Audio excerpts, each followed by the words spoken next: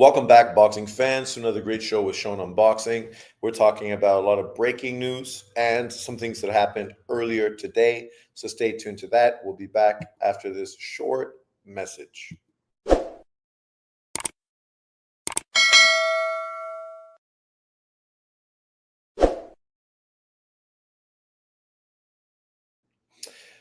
Remember to like, subscribe, and share. I appreciate it a lot, and it helps my channel enormously. Now that I'm still trying to break that 1,000 sub level, which obviously I'm trying to build back up on. But let's get to boxing. Obviously, a lot of going on, a lot of breaking news, a lot of the same thing we see with boxing speculation. He said, she said. Remember David Benavidez as the perfect example of this. This was a guy that his team, his manager, promoter, was all over social media along with his father saying this and saying that, only for fans to think that potentially this is what was going to happen. And then David Benavidez comes out and shoots that down and says, don't listen to anyone else except for me. But am I wrong to believe that your team actually works for you? So, in conjunction, you would assume that you're all on the same page and you're all pushing the same message. But what this comes down to is an excuse, right? It's easy to deflect, blame your team, and say that it was a miscommunication to try to save your public image. And when David Benavidez blatantly ducked David Morrell in in-house PBC fight, that's what it was. He was making an excuse because he was being pushed towards the Morrell fight, which wasn't the fight he was looking for. Too dangerous, not big enough money, not the Canelo fight. But luckily, we're getting that fight now, more than a year later. So all well that ends well. But today we're going to be talking about some more breaking news with regards to the boxing world. So obviously, for the last week, we've been hearing speculation that Boots Ennis and Virgil Ortiz were going to be on that big February 22nd Turkey card. And it's not a surprise coming from the Virgil Ortiz side, because we know Virgil Ortiz had already been set to fight in a huge fight versus Tim Tszyu on the California PBC card, Turkey Al Sheikh, Saudi Arabian card, Bud Crawford's undercard. And that was a huge fight. People were very disappointing when Tim Tszyu pulled out of that fight, not having that Ortiz-Tim Tszyu fight on that card. The card still ended up being fantastic. Unfortunately, it didn't sell very well in the States. American boxing, just not what it once was. So now, of course, this card in February in Saudi Arabia is being really pushed as a great card, really huge. And one of the fights that was really pushing that was the Boots Ennis versus Ortiz fight. And people were super excited. You even had people going back and forth on social media talking about the fight shouldn't be done overseas. It should be done in the US. This shows you how much this was a fight that Americans actually could get behind. And that's exactly why it was going to be on the Saudi card. You always have fights that are geared towards UK audiences. They needed to have fights that were geared towards the US and the UK audience to try to pull in the fan bases from both countries. And that's why this was an integral fight on that card. But from what we've heard today, unfortunately, it looks like Boots Ennis has walked away from negotiations, or in a similar situation to David Benavidez, there never was negotiations. I don't know what you're talking about. I never heard it. My team's not involved in it. It's not true. Don't listen to anything unless it comes from me. And we'll talk about that moving forward. Dry Turkey's in the house. He said, I found this channel from your race baiting pound for pound video. Race baiting pound for pound video. What was race baiting about my pound for pound video? I'm pretty sure that my pound for pound video is very similar to most legitimate pound for pound lists. Bam's resume is aging like milk. His best prime win just got ran over in 6. Yeah, that's true. Nobody's arguing that. But still, you could say that about Tank Davis as well. What just happened with one of his best wins against Mario Barros, which was a terrible victory, right? Like a guy like you, people have to question if you're really a boxing fan or just a fanboy, right? Bam Rodriguez is 24 years old. He's doing exactly everything he should do, right? And unlike a guy, say, like Tank Davis, who is the face of boxing, he's actually unifying fights. He's actually beating champions to win titles, actually elite future Hall of Fame champions like Juan Francisco Estrada, right? So, sure, you can be critical of his resume overall and say it's not that deep, it's not that great, but he's 24 years old. What would you expect him to be doing at this point of his career? And me having him, what, top 5 or 6 on my pound for pound list is somehow race baiting. I'm not fucking Latin. I'm not Mexican. I'm not American. So any American or Mexican fighters I have on the list, how's it race baiting? Because you're emotionally insecure. I get it. We get a lot of emotionally insecure people running around the YouTube boxing community. And unfortunately, that's why boxing is dying in America, because people listen to people like you and assume the race narratives you push somehow are legitimate, even though obviously they're not. Golovkin was the last real boogeyman. Ah, dang, LDBC dude. I'm in his feelings. Yes, in his feelings so early in the day. It's amazing. But let's get to this. Like, see, even a fight like this is a fight that Dry Turkey would be all over, because he could continue to push a racial narrative that the Black American fighter is far superior and better than the Mexican American fighter. Both Americans, but nonetheless, he would use the race narrative, obviously, in this. And that's why this is a fight that actually would really do well in America, right? Because you have both demographics actually going in at each other. And obviously that sells in America. Unfortunately, that's the only thing that sells in America. But what people have been saying is true. This fight, we'd have to wait 2, 3, 4, maybe 5 more years before the potential fight with Boots Ennis and Virgil Ortiz was even able to be done. And that's why people were excited that this fight was going to be part of that February card, because it's a great fight, 2 great young fighters, both well older than fucking Bam Rodriguez. Bam's 24, they're 26 and 27, and haven't done anything close to what he's done, both of them. But let's hate on Bam Rodriguez for some reason. No. I mean, obviously, this guy's a Tank Davis fanboy. Let's listen to his comments. I'm sure you'll agree Tank at 22 win over Pedraza was better than Bam beating Edwards. Why? Who had Pedraza beaten before he fought Tank Davis? You can't even name one opponent on Pedraza's resume. Pedraza was not the number 1 champion at 130 pounds when Tank Davis beat him. At that time for Tank Davis, it was a great win because it was a world title fight. But let's keep it in context. You don't even know anyone Pedraza had fought before Tank Davis fought him. And in truth, you didn't even know who Tank Davis was before he fought Pedraza. Tank and cherry picking dude, stop bias, Turkey. Yeah, but he's biased, so it's no express. Every time he says something, he just shines a light on his narratives. Boots wants to unify at 147. Norman ducked. We're going to talk about that. Boots trying to drain Virgil at 147 is disgusting. Loma didn't stop Pedraza. What does Loma not stopping Pedraza have to do with fucking anything? Like, I understand your brain is small and it's hard for you to comprehend simple concepts.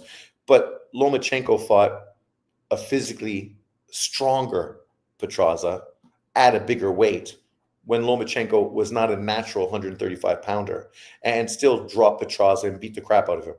He didn't get the stoppage, but nobody ever said Lomachenko was a knockout puncher. Example, Tank Davis. What he's always been praised for was being a great fighter, something we still are trying to find out about Tank Davis. And I ain't hating on Tank.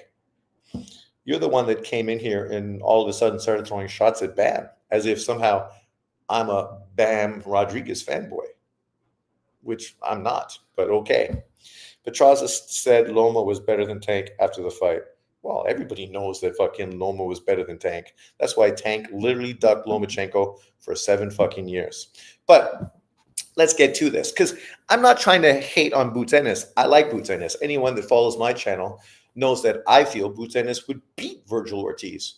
But as stated here, Now Boots is trying to unify at 147 pounds. But the problem is, we've just seen every fighter at 147 pounds blatantly duck Boots.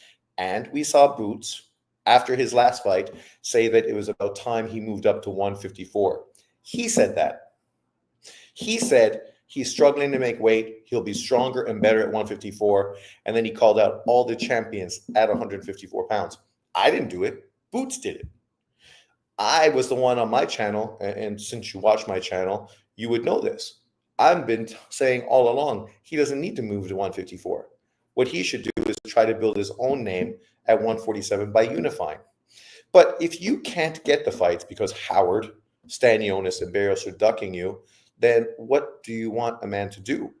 You can't sit around all day doing nothing. That's what Lomachenko did. He was waiting at 130 for guys like Tank Davis. Tank ducked him, wasn't interested in the smoke. So Loma went up to 135, where he could actually get world title fights against world champions.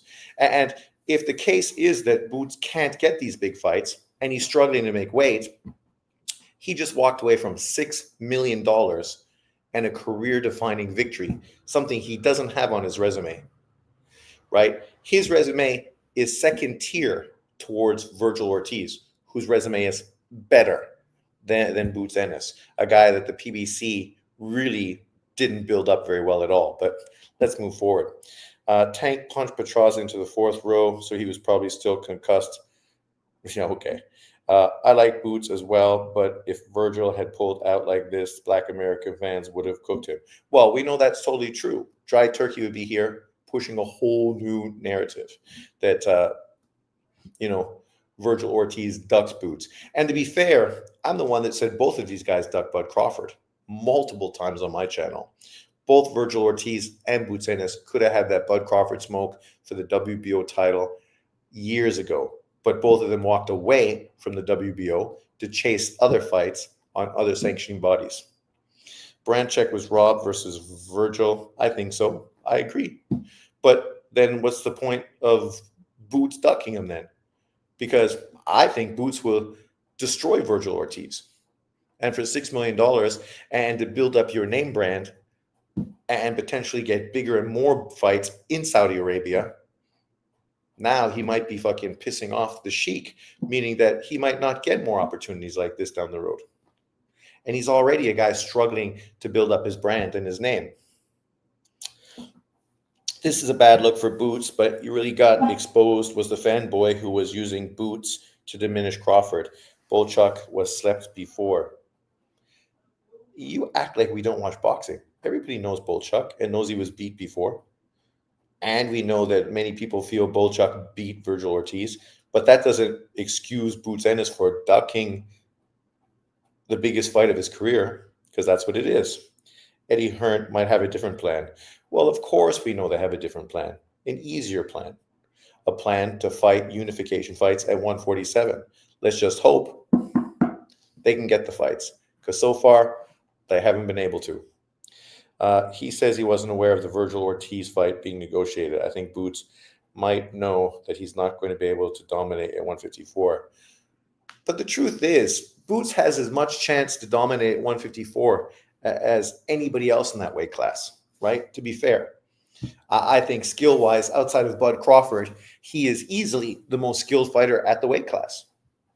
Everybody else are good fighters, but I think a little more one-dimensional than he is, right?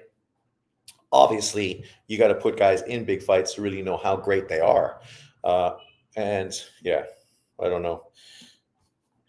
To me, I won't say it's a bad look, but you should never have said the things you said prior, and your team shouldn't have been putting your name in the conversation, and then now you wouldn't be looking bad, but you are.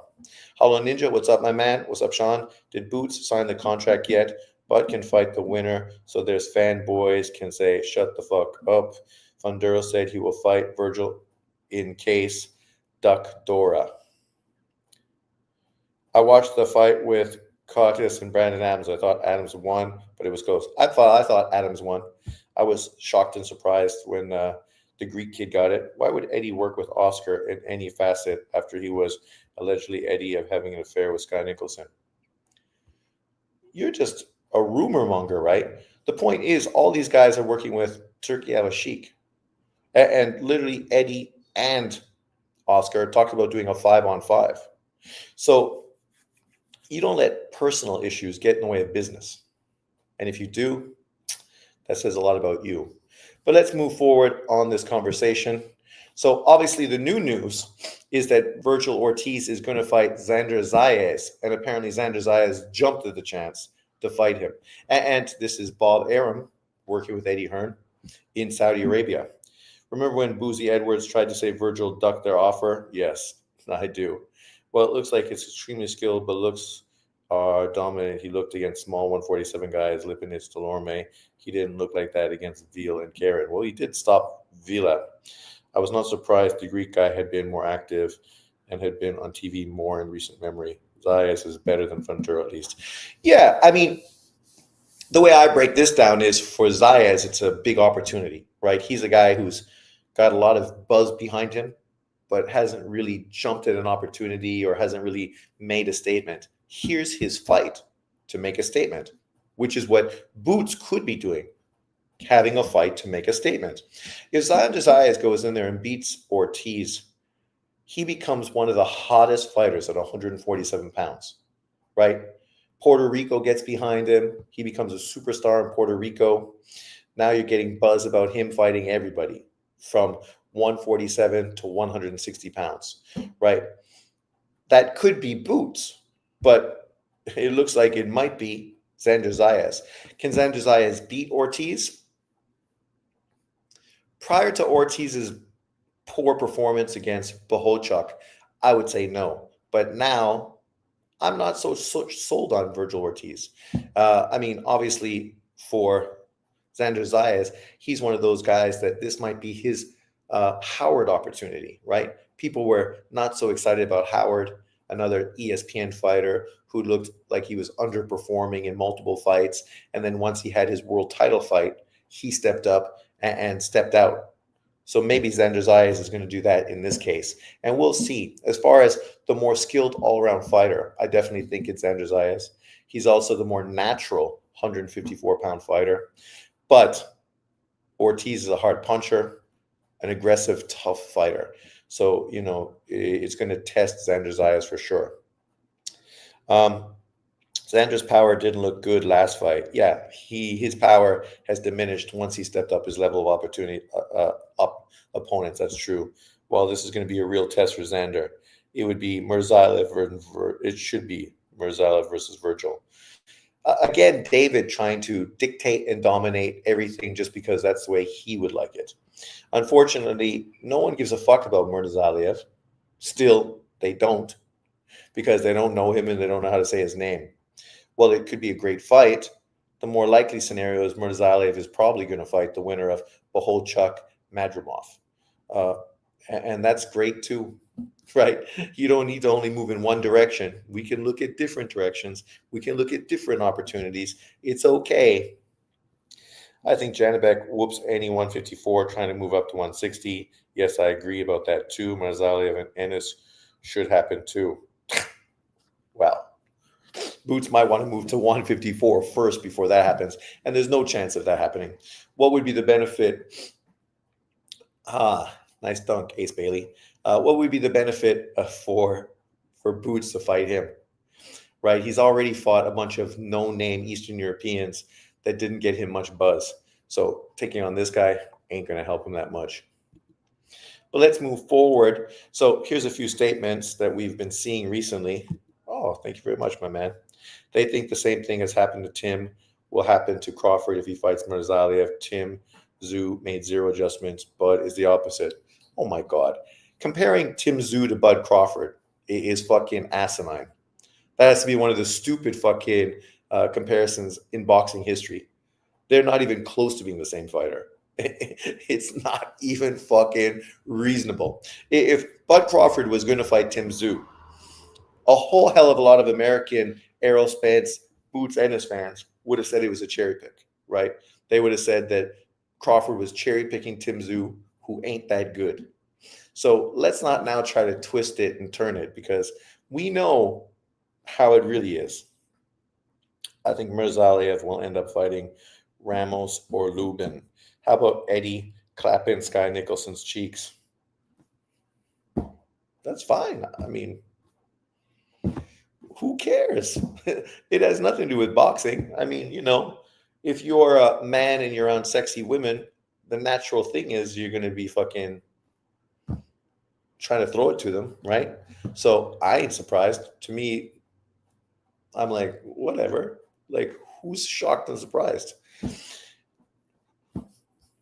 But he would get some statements right here from Twitter. Marcus Valerius, of course, he's talking about Galia 5 fighting Bam Rodriguez, right? Since, of course, Yafai just had a big victory against Sonny Edwards this weekend. But Lance Pugman came out and said, Jaron Ennis changed mind about fighting Virgil, right?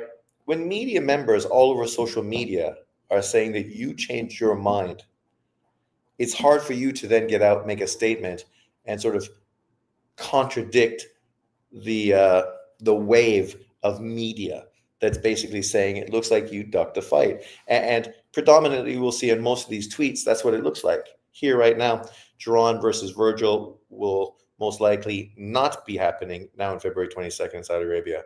If the fight fails to come to fruition, Ennis will return next April looking to unify titles at welterweight, according to Eddie Hearn. Well, who is he going to unify? Because apparently the $1.6 million offers weren't good enough to get Howard or Stanionis in. It looks like what's his face off of his poor performance on the Jake Paul fight is probably going to fight Nigel Benn, or Nigel Benn's son, Conor Benn. And that makes sense. You might as well cash out as much as you can. He just got good money on Netflix. Now you fight Conor Benn, especially if you have to go to the UK to do it, you could make a pretty penny. And whether you win, lose, or draw, he's putting some good money away. As far as Stanionis and Howard, these dudes are pricing themselves out because no one knows who those two fucking guys are. None of them have buzz. None of them are seen as elite fucking world killers. Literally, Boots Ennis would be favored over fucking both of them. Easily. And if he beats them, he's going to get marginal credit. It's great that he becomes unified. The question is, can he become undisputed? And does he have the time? And can he make the weight comfortably enough that he can actually do it? Because he's the one that's brought up the weight issues after his last fight, saying that he thinks it's time to move up to 154. He thinks it's time to move up to 154. You staying at 147 just might allow somebody that's not as good as you to beat you. And that would be unfortunate and obviously a bad look. Hopefully that doesn't happen. Here's Boots here telling you after the fight that it's time for him to move to 154. And literally, when What's-His-Face asked who he'd like to fight next, he literally said any of the champions at 154 pounds. Any. So you literally are on media where everyone can go watch your comments, where you literally come out and say you're willing to fight any of the champions. Ortiz is not a champion, but you're getting paid like a champion by fighting him. Bomac said, big news coming soon for Bud. I heard Shakur versus Sofield is on. If Crawford beats Mirzaliev, people will call Mirzaliev a bum and say Crawford is ducking Janibek. Well, I don't think they will say he's ducking Janibek. How's Janibek even coming into the conversation? Brian Norman and his father ducked Boots. Norman priced himself out during Boots' negotiation. They did, both him and Stanionis, right? More statements from social media. What does that have to say? So this is the reason why we wanted to have the Boots fight. Look at this. 27 years old versus 26. 22-0, 21 KOs versus 33-0, 29 KOs, right? 5'10 versus 5'9. 74-inch reach advantage against 70-inch reach advantage, right? Current IBF champion. Obviously, that was a baby belt that you sort of won, sort of an email title. And of course, Virgil Ortiz is holding the WBC email title as well, right? Both of these guys are projected to be great fighters. And they're both coming into their prime, 27 years of age. But yet, none of them have had a significant fight in their career.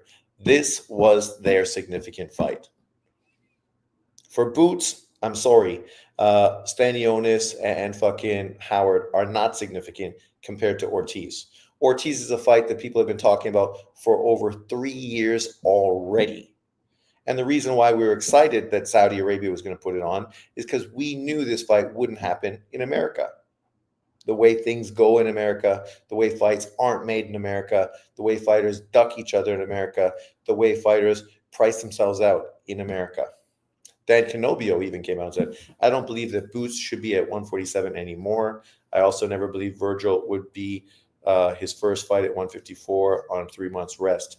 Bummed, but hopefully this happens in 2025. 3 months rest. First fight at 154. You tell me there's a real difference between this fight happening now or fucking sometime in the summer. I don't buy it.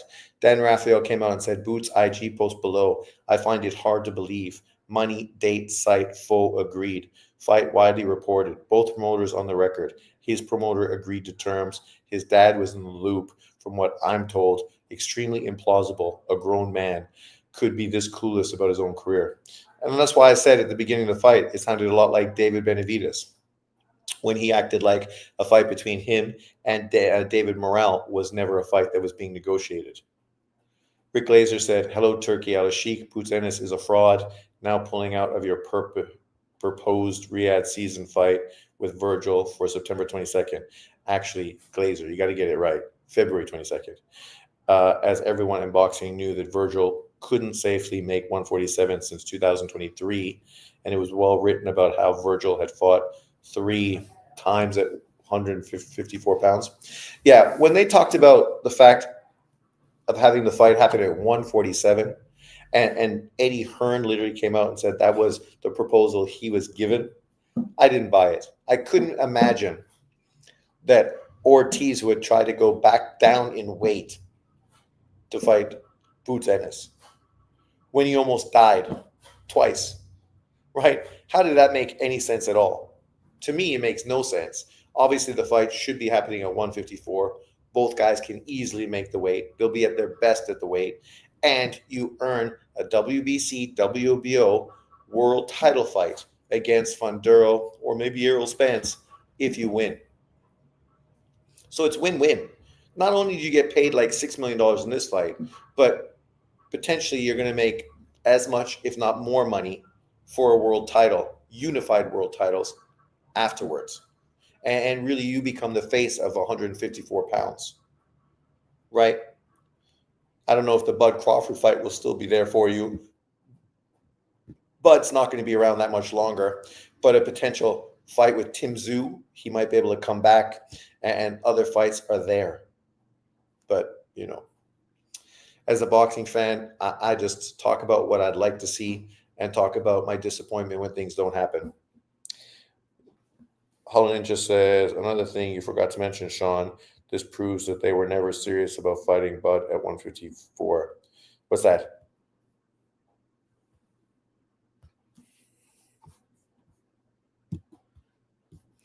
Let's look at some more statements on social media from people in the know. So Xander Zayas came out and they said they gave me an hour to say yes.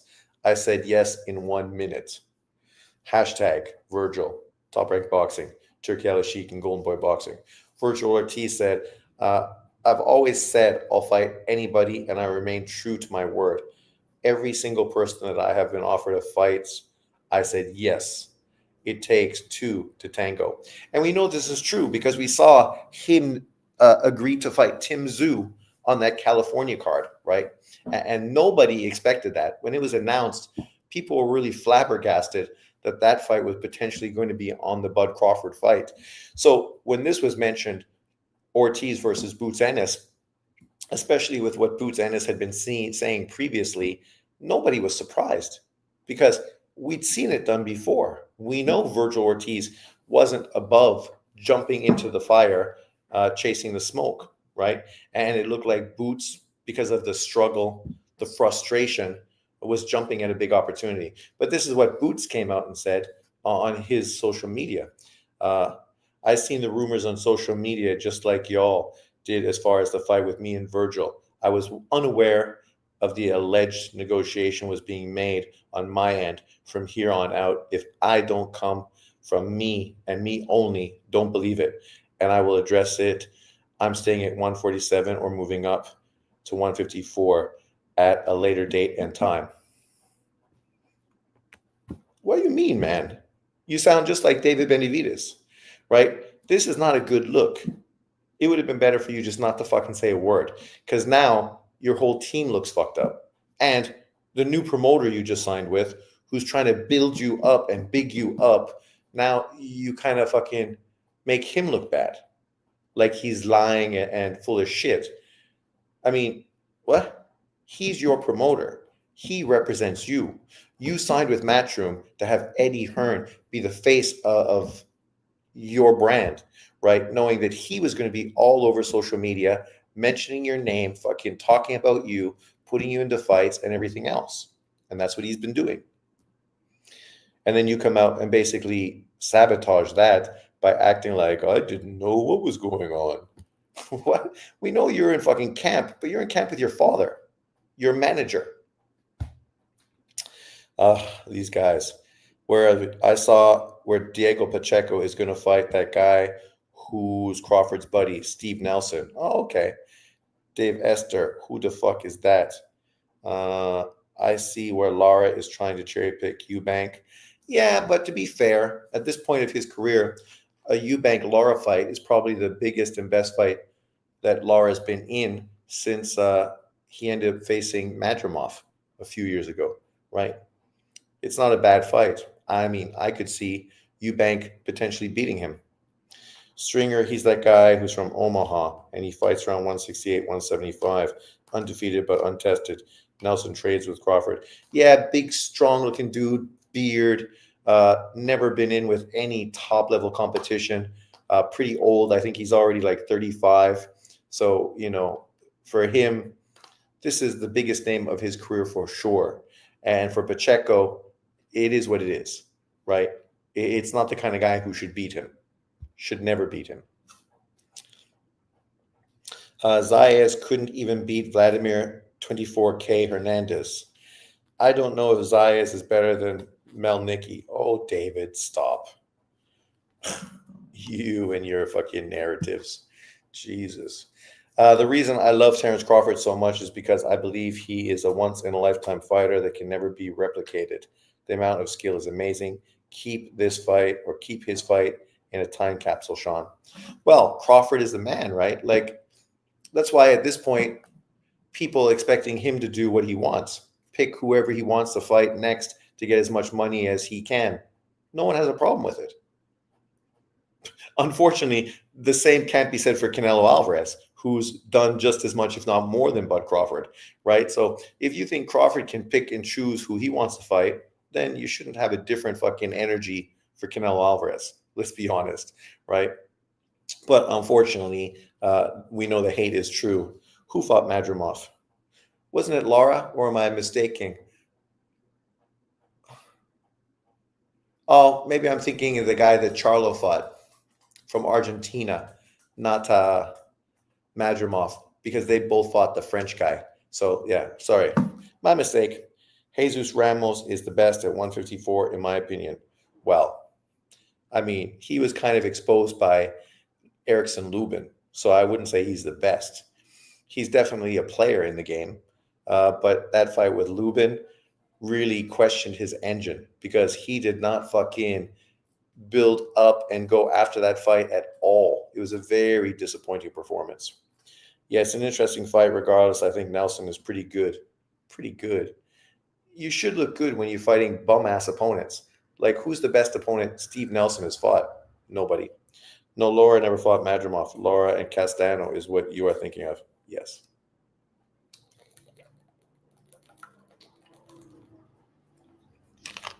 It is. Oh, Texas A&M.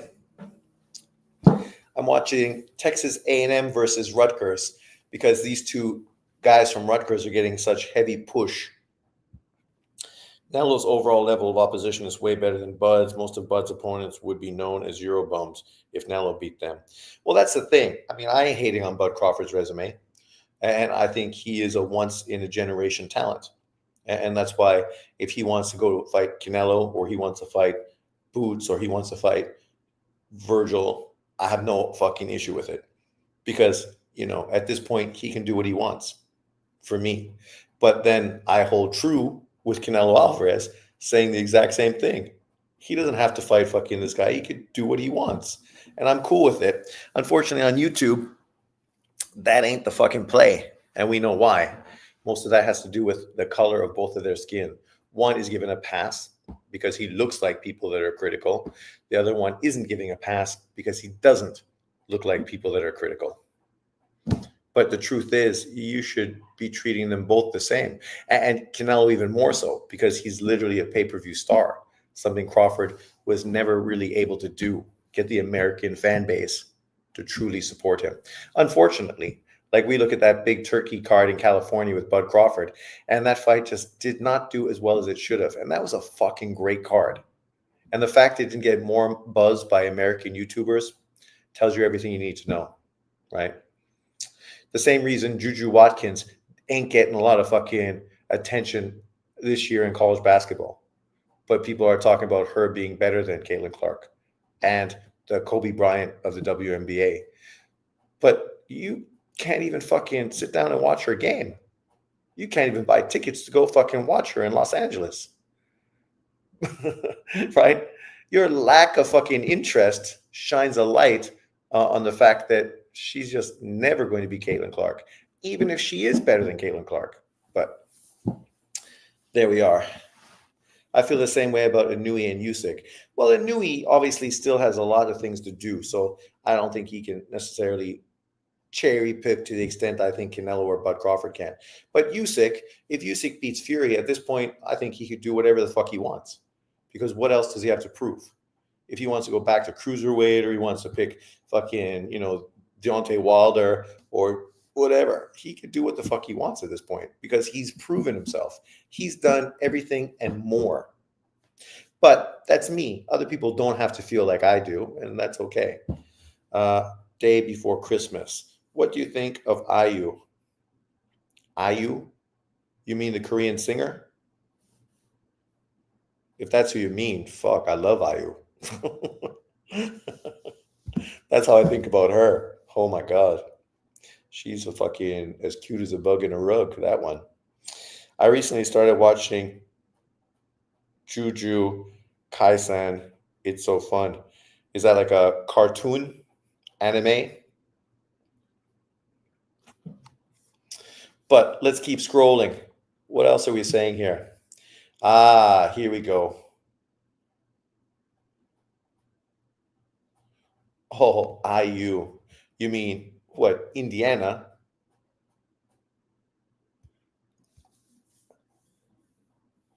I don't watch college football, so I have no fucking idea about what's going on in college football at all. None. It's amazing. Read the mango too. Manga. Here we go. Michael Benson came out recently and reported that Kermel Moton has come in 15.8 pounds overweight in his 7th pro fight with Brian Murchada. Tomorrow's night fight has been canceled. Moton weighed in at 148.7 pounds for a fight which was signed for 133. Like, that is even worse than fucking Tank Davis, right? Like, the lack of professionalism. He came out and said his blood testing was lost, and so the fight was going to be canceled anyway. So he just determined that he didn't even fucking need to bother to make weight because what was the fucking point, right? Because the fight was going to be canceled because of lack of blood work. I don't know the truth about any of it, but it's a bad look for a young kid like him who is fighting tomorrow, yet nobody even knows he is fighting. This is the guy Floyd Mayweather is promoting, right? But who even knew this kid was fighting tomorrow? And his last fight, I didn't know he was fighting until literally after the fight. Like, his promotion is garbage because no one's even talking about his fights. The only reason he's getting talked now is because he's coming off looking like Tank Davis. And coming in where you're going to weigh 150 basically for a 130-pound fight, right? It really shows you the whole weight bullying fucking type of tactic boxers use today. And I ain't making this a race thing. Boxers, all boxers. Some people want to act like it's just non-black fighters that are weight bullies. But no, no, no. Boxing today is based on weight bullying. Is based on weight bullying. The fucking official weigh-in it is a half day earlier than it used to be. So these guys are given way more opportunity to fucking rehydrate to prepare for fights, meaning that they can come in lower and have more time to recuperate for fights. It's disgusting. Also, Frank Martin just came out and said, I'm fighting at 140. Stop mentioning my name at 135. And this is what we knew. He looked a little drained in that Tank Davis fight. Now he's moving to 140. He's a great addition to that weight because it definitely needs some pushing up because right now it's lacking a little buzz, right? Obviously, throwing Frank Martin into this conversation is great. And there's potential titles he can win to actually become a world champion at 140 pounds. Does this mean he's great? No, because Rolly Romero won a fucking world title at 140. So, what does that tell you? It just means if you have the right promoter, he's going to put you in position to win a fucking title. But it don't mean you're a champion. For Frank Martin, though, obviously I think he's a much better fighter than Rolly fucking Romero and better than Isaac Cruz. So it'll be interesting to see him at that weight class when you got guys like Gary Russell, obviously Haney, Lopez, Barboza, Catterall, Paro, Subri Matias is still there, even though I thought maybe he would move up after his loss to Paro. So at least there's a lot of potential great matchups. It'll be interesting to see which of these fights we can actually get done moving forward.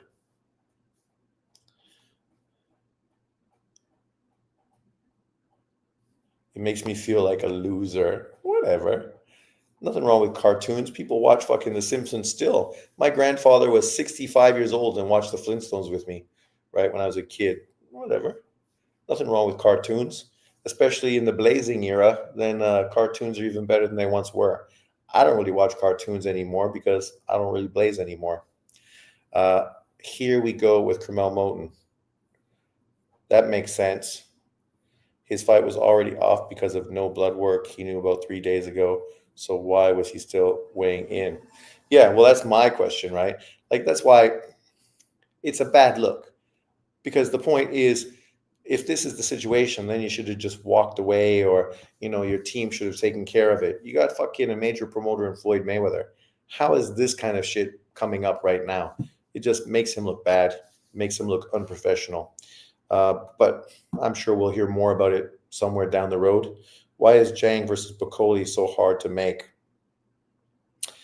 I'm surprised it's not getting made. But we know Zhang is going to fight, from what I heard, the tough Turkish-German kid, right, who already beat Chisora and beat Sanchez. So I think that's a great fucking fight.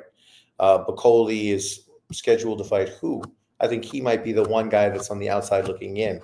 And I think the reason he's not getting fights is because he's with that up-and-coming young Sky Sports promoter. And obviously the other promoters in the UK don't like him because he's fucking a snake in the grass. Why do you think Gary Antoine Russell and Rayo? That's a good fight. I mean, can complain about Russell getting a turkey shot, but he didn't get waxed. I think Russell and Rayo's a great fight. I'm surprised Rayo's taking it because it seems pretty dangerous. I heard Boxing IQ come out and try to say that Gary Russell wasn't one of the hardest punchers at 140 pounds. Who did he knock out? What do you mean? The guy had a 100% KO ratio until his loss and knocked out guys like Bartholomew and Postol, right? Ex-world champions. So I don't know what his power is really like. I never got hit by him. But if you're going to say Subriel Matisse is a hard puncher, you're going to say Gary Russell is a hard puncher too, right? I don't know. I just thought that was a strange comment coming from Ring IQ. Howlin' Ninja, thank you very much. When I'm playing games or watching fantasy movies and shows, why are there characters in there talking about how they trans or non-binary? It's about slaying dragons and the like. Getting annoying. Yeah, that shit would be fucking annoying as hell. Like, they're trying to jam that shit down everyone's throat. Fucking non-binary and trans. So non-binary means you're fucking, you know, what do we call it when you sleep with boys and girls? Fuck.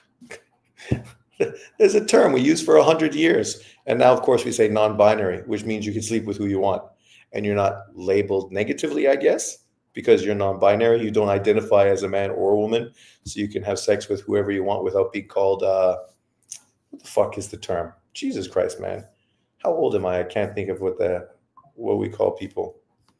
Fucking, I don't know. I'm stuck. You can leave it in the comment section below. But nonetheless, you know, that shit. Man, fucking America. You got a lot of problems going on. Boxing ain't one of them. Seems like people don't want Bakoli smoke. Well, it's because Bakoli's promoter. I think Andy Hiroka is a good fighter. He's okay. I'm black, and that woke DEI stuff is annoying. Fuck, it's annoying. Tank should have fought Valenzuela instead of Roach. Yeah, that would have been a far better fight, right? But people would have still been critical of him fighting Valenzuela because Valenzuela already got knocked out by Santos. So people thought that Tank Davis should be fighting Santos.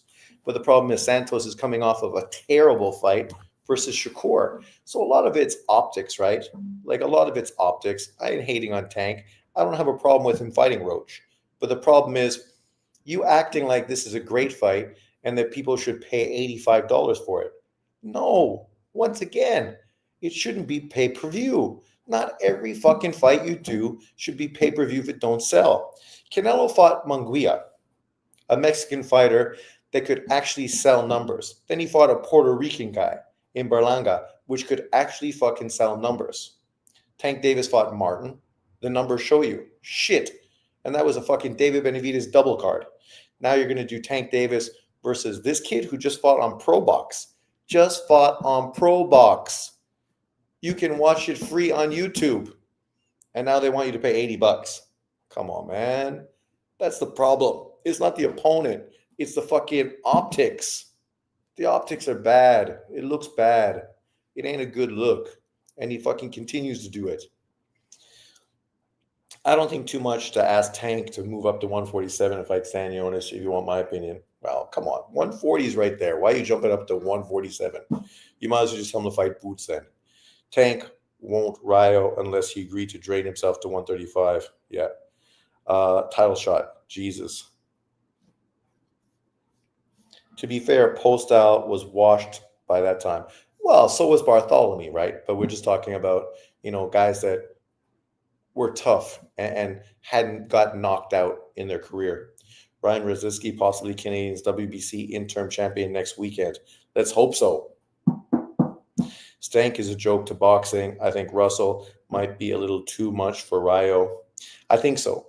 I think he's just bigger and more natural to that weight. Rio's a long neck, skinny kid, right, who put on some muscle, but I still don't think he's a tough guy, even though he might be a hard puncher. I think Russell might be a little too much, yeah. Yeah, to be fair, Russell's stoppage over those guys were premature. That's true. The last two fights were totally premature stoppages. I agree with you. I'm looking forward to Valdez versus Navarrete rematch. I already saw it once. I can't be fussed to watch it again. I don't mind. It's a good doubleheader with Robsy Ramirez fighting Espinoza. I'm actually more interested in seeing that fight than I am Navarrete versus Valdez. But, overall, I understand why it's being done. Fantasy movies are big-time LGBTQ, so it makes sense. Yeah, it's because most of the people that are doing the animation are part of the LGBTQ community, so they're trying to jam their narratives into it, right? This stuff is only in the West, not in the East. Well, in the East, it's just normal. So it's not like in your face. You look through Asia and, transgender people have been around forever and nobody fucking really says too much about it or makes a big fucking deal about it, right? So it's not like jammed in your face and made into some big issue. I mean, even in Japanese anime, they've been doing crazy shit for fucking decades. So, they don't really need to try to label shit and jam it down your throat. You can't be a boxing fan and watch cartoons. Come on. Espinoza versus Robsy is the fight I'm looking forward to. Yeah, like me. Yeah, that one is good too. That one's more interesting. The first fight was a banger, whereas Valdez versus Navarrete was lopsided one-way traffic. I'm not saying Earth is flat, but the flat earthers are right. They are hiding something in Antarctica. Speaking of Manguia, well, that's the really when you get there, it's kind of like Hawaii, and they just want to capitalize that land for the elite who have giant palaces there, right? And child labor, right? That's where all the blonde women and missing children are. Speaking of Manguia, what is he back on his bum bashing tour again? Who is that Jack in the Box he's fighting in December? He's just doing what boxers should do, staying busy. As I said, I don't have a problem people fighting people. He's not putting on pay-per-view. He's not charging you $85 for it, and no one's calling him the face of boxing. Tank can't get fights supposedly because he won't fucking pay people. Treaties get broken all the time, but the Antarctica Treaty still stands. They're hiding something. No, Russell is actually not very big for 140, even though he's got 3 victories over Boots Ennis. What's up, Quentin? Hello, Mr. Newton. What happened to the Ortiz Ennis fight? It looked like Boots Ennis just wasn't interested in that smoke, unfortunately. Nav is going to retire Valdez this time around. I think so. I mean, I know Valdez Navarrete already fought once, but at least this is as good fight we can watch since boxing is dry outside of Usyk and Fury. Yeah. It's a good top-ranked card, not costing $85, free on ESPN. You'll probably make Naomi an anime in the future. Well, I probably already did, I would think. You guys might be too young, but do you remember they made a Kiss anime? Kiss was also on Scooby-Doo, and that was the same time they made like the Kiss movie, right? If you haven't seen it, you should see if you can find it and download it. Fucking Kiss. Jesus Christ. I'm not high on Robsy Ramirez. I think he's chinny and he's got a bad gas tank. That's true. Good old Quentin. I used to cook this guy on BDA. What's new, Quentin? Canelo is still ducking Benavidez. Meanwhile, Benavidez is giving us big fights. Big fights. He's charging you $80 to fight a guy that is not a pay-per-view fight. That fight was more competitive, though.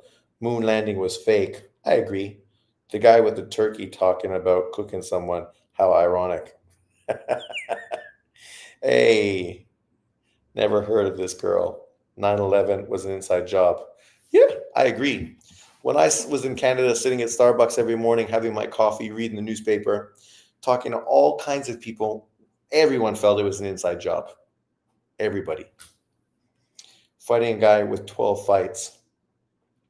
To be fair, I mean, I think Morel is going to fucking beat David Benavidez' ass. But Morel is another Cuban fighter who's just been mismanaged by Al Heyman. You know, he wasn't built up very well, just like Boots Ennis wasn't built up very well.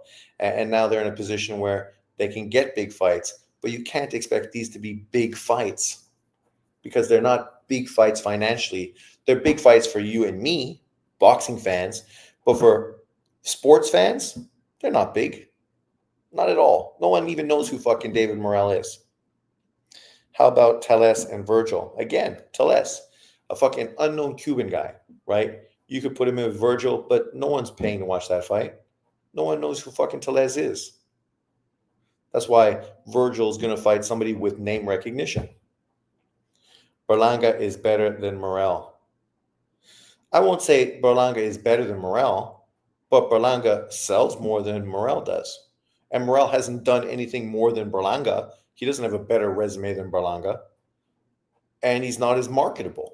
He doesn't have a fan base behind him. See, like, if you're going to say this, you better fucking know what you're talking about. Berlanga had Puerto Rico behind him. He had hip-hop artists and rappers behind him. He speaks English, right? It was more marketable. The numbers show you that. I guarantee you, David Benavidez versus Morel is not going to put up fucking even close to the numbers that fucking Berlanga and Canelo Alvarez put up. Not even close. Probably not half. maybe a quarter, maybe a quarter, maybe a quarter. Or Tellez against Conwell or Boots. Well, now Boots you're throwing in there. Boots ain't going to fight him. What would be the point? He could fight Ortiz. Why would he fight Tellez? Conwell, now that's a fight that's doable because Conwell's in a similar situation. Tough fighter. Nobody knows who the fuck he is either. It's a good fight. Not big enough for pay-per-view. We definitely landed on the moon. Teller looks excellent. He does. Tellez, he's a good fighter. Quality. We got quite a few good, young, up-and-coming Cuban fighters. Iglesias and another guy. I always forget his name. What weight is he at? Maybe 140, right? A few good fighters and much more entertaining than the historical Cubans, right? We didn't land on the moon. The moon is extremely bright. Nothing we built can survive that kind of illumination. Sean, you know boxing. Who has more talent, Morel or Berlanga? Who is the bigger threat? Well, to say that, I would say Morel for sure. But once again, we get to this conversation where you can look great against subpar competition. It's like Berlanga was knocking out everyone, was on a fucking 16-fight first-round knockout streak, right? Until you step up your level, and then you're exposed as not really being that great. Morel's been in with nobodies his whole fucking career. He just might look worse than Demetrius Andrade against David Benavidez. I don't expect him to look worse, but he could. He could potentially be not as good as Demetrius Andrade, right? And then that fight's going to look like a mismatch and one-sided. And it's going to expose that Morel wasn't fucking good to begin with. Or he can go on and do what I think he's going to do and win. We have to have the fights. We got to have the fights so that we know. Iglesias is at 168. Yes. Andy Cruz, I'm not high on him. No, he got the wrong style, right? These other guys with knockout punches and exciting styles don't sell in America. Andy Cruz, boring as fuck. Would you like to say Tellez fight Michelle Soro or Brian Mendoza next? Both would be great fights. NASA said that we can't go to the moon today because we lost the technology back in the 60s and 70s. Yeah, that exposes everything you need to know. NASA's full of shit. Because if we can't land on the moon in 2024, what the fuck? We definitely couldn't do it in fucking 1968. When, the technology back then was fucking not even fucking remotely close to what it is today. Computers now are the size of my watch. Those same computers back then filled rooms. So, yeah, it's all bullshit, right? It was just America versus Russia type of built-up Cold War type of shit to see who could, dominate space first. It's why I think Benavidez will beat him. Benavidez, Morel, both look suspect in their last fights. PBC, one fight a year schedule does no one favors. That's true. And that's probably one of the worst things for those fighters. The inactivity, which is why it's good that Jaime Munguia is staying busy, right? And he doesn't need to fight killer fucking fighters after killer after fighter after killer after fighter. Nobody had to do that ever in boxing. He does look good shape, though. Morel does. Not like fucking Benavidez. Speaking of that, let's move through. Did I put it in here? Oh, I didn't. Too bad. Shit. I thought I put it in here. Fucking fat ass fucking David. Man, that dude does not look like he's in shape for anything. That's ridiculous, bro. Stop watching those paranoid YouTube feedings. You're bullshit. You don't land on the moon now because there's nothing to do there. It's not about something to do, right? It's about if you want to go to Mars, then it's easier to go from the moon to Mars. It's easier to have stopping sites, bus stops, MRT stations along the way, right? And you can let people get acclimatized to living in space before they fucking travel months and months and months away to have to fucking go live on another planet, right? That's the reason you would do it. And then it's easier to learn and test taking off, coming in, testing off, coming in, landing, and doing all of that kind of stuff on the moon, as opposed to thinking you can do it, go all the way to Mars, fucking crash on Mars, and then strand people there and have no idea how to get them the fuck off. We don't land the moon now because moon landing was a great movie studio set. Yep. We know boxers ever didn't kill the issue. Generation doesn't have many good fighters, so they all need to mix it up. Mix it up. Do you think Stanios is going to whoop Gisioff? I think he wins, but I don't know if he whips him. He's just a aggressive, come forward, throws more punches type of fighter. So I think he's going to win on the cards. But what's his face is tough, skilled, better boxer, better amateur pedigree, but he doesn't look as resilient, doesn't punch as hard, doesn't look as tough. Who recorded them going there? And even better, who recorded them coming back?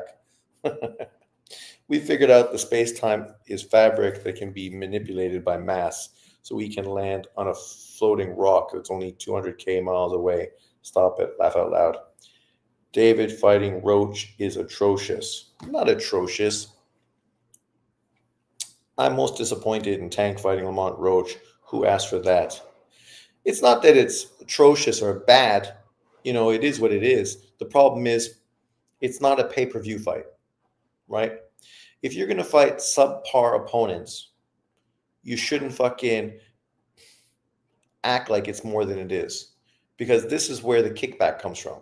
People hate on Tank Davis, not because they hate Tank Davis. They want to see him fight more. The fact this fight's been pushed back 6 months ain't a good look, because it's not a fight anybody wanted.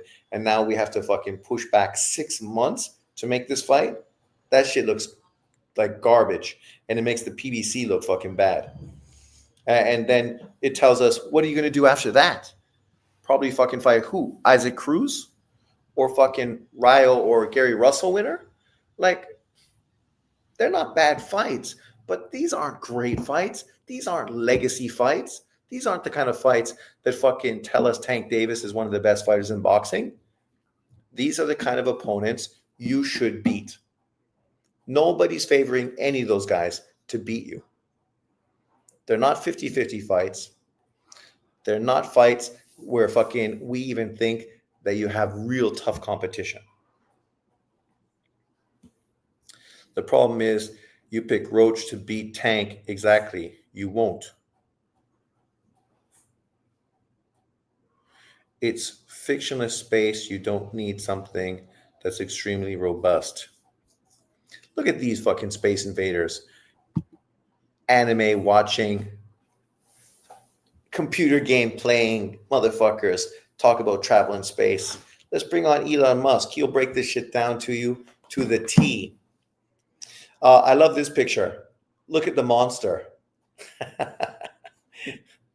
The monster. Look at him with his little pink hat. It's funny, right? Whoever saw a picture of the monster looking like that? But now the monster is fucking fighting this December against Sam Goodman, right? And people are criticizing Inouye fighting Goodman. But unlike Lamont Roach, who's a champion from 130 pounds, who's coming up to take on Tank Davis, Sam Goodman already beat top fighters at 130 pounds. Unlike many IBF mandatories, he literally beat top 10 opponents to become a mandatory opponent for Inouye by 2 sanctioning bodies. Not 1, but by 2. Right? So people that are questioning this fight, what are they fucking saying about fucking Tank Davis versus Lamont Roach? Because at least Inouye's fighting a guy that's a natural 122 pounder. He ain't pulling him up in weight. He's fighting an undefeated fighter, unlike Roach, who already got beat before. He's fighting a guy who's already beat legit competition at 122 pounds. Unlike Lamont Roach, who's never fought at 135 pounds, never beat anyone legitimate at 135 pounds. Right? And the difference is Anui ain't charging his fans $85 on pay-per-view to fucking watch this fight. It's going to be free on Amazon Prime. And in America, free or, plus on ESPN, which I don't know. I don't have ESPN because I live in Asia. So I don't know what ESPN Plus means. It's just an extra additional charge. So you pay $5 a month and you get this fight, part of that, kind of like the zone, I suppose. So that's the difference. Clear-cut fucking difference. And then people want to question and criticize Anui's resume, but they want to defend and fanboy Tank Davis's resume. Yet Tank Davis is never fucking unified at any weight division, and he's fought in 3. He's only won titles legitimately in 1. Anui is a 4-weight champion who's won legitimate titles in 4 fucking divisions. In this division, and this division, he beat the top fighters. I can't remember. I don't think he beat the top fighter at 108, but at 115, 118, and 122, he beat the top fighters. He didn't cherry pick a title against a weaker opponent.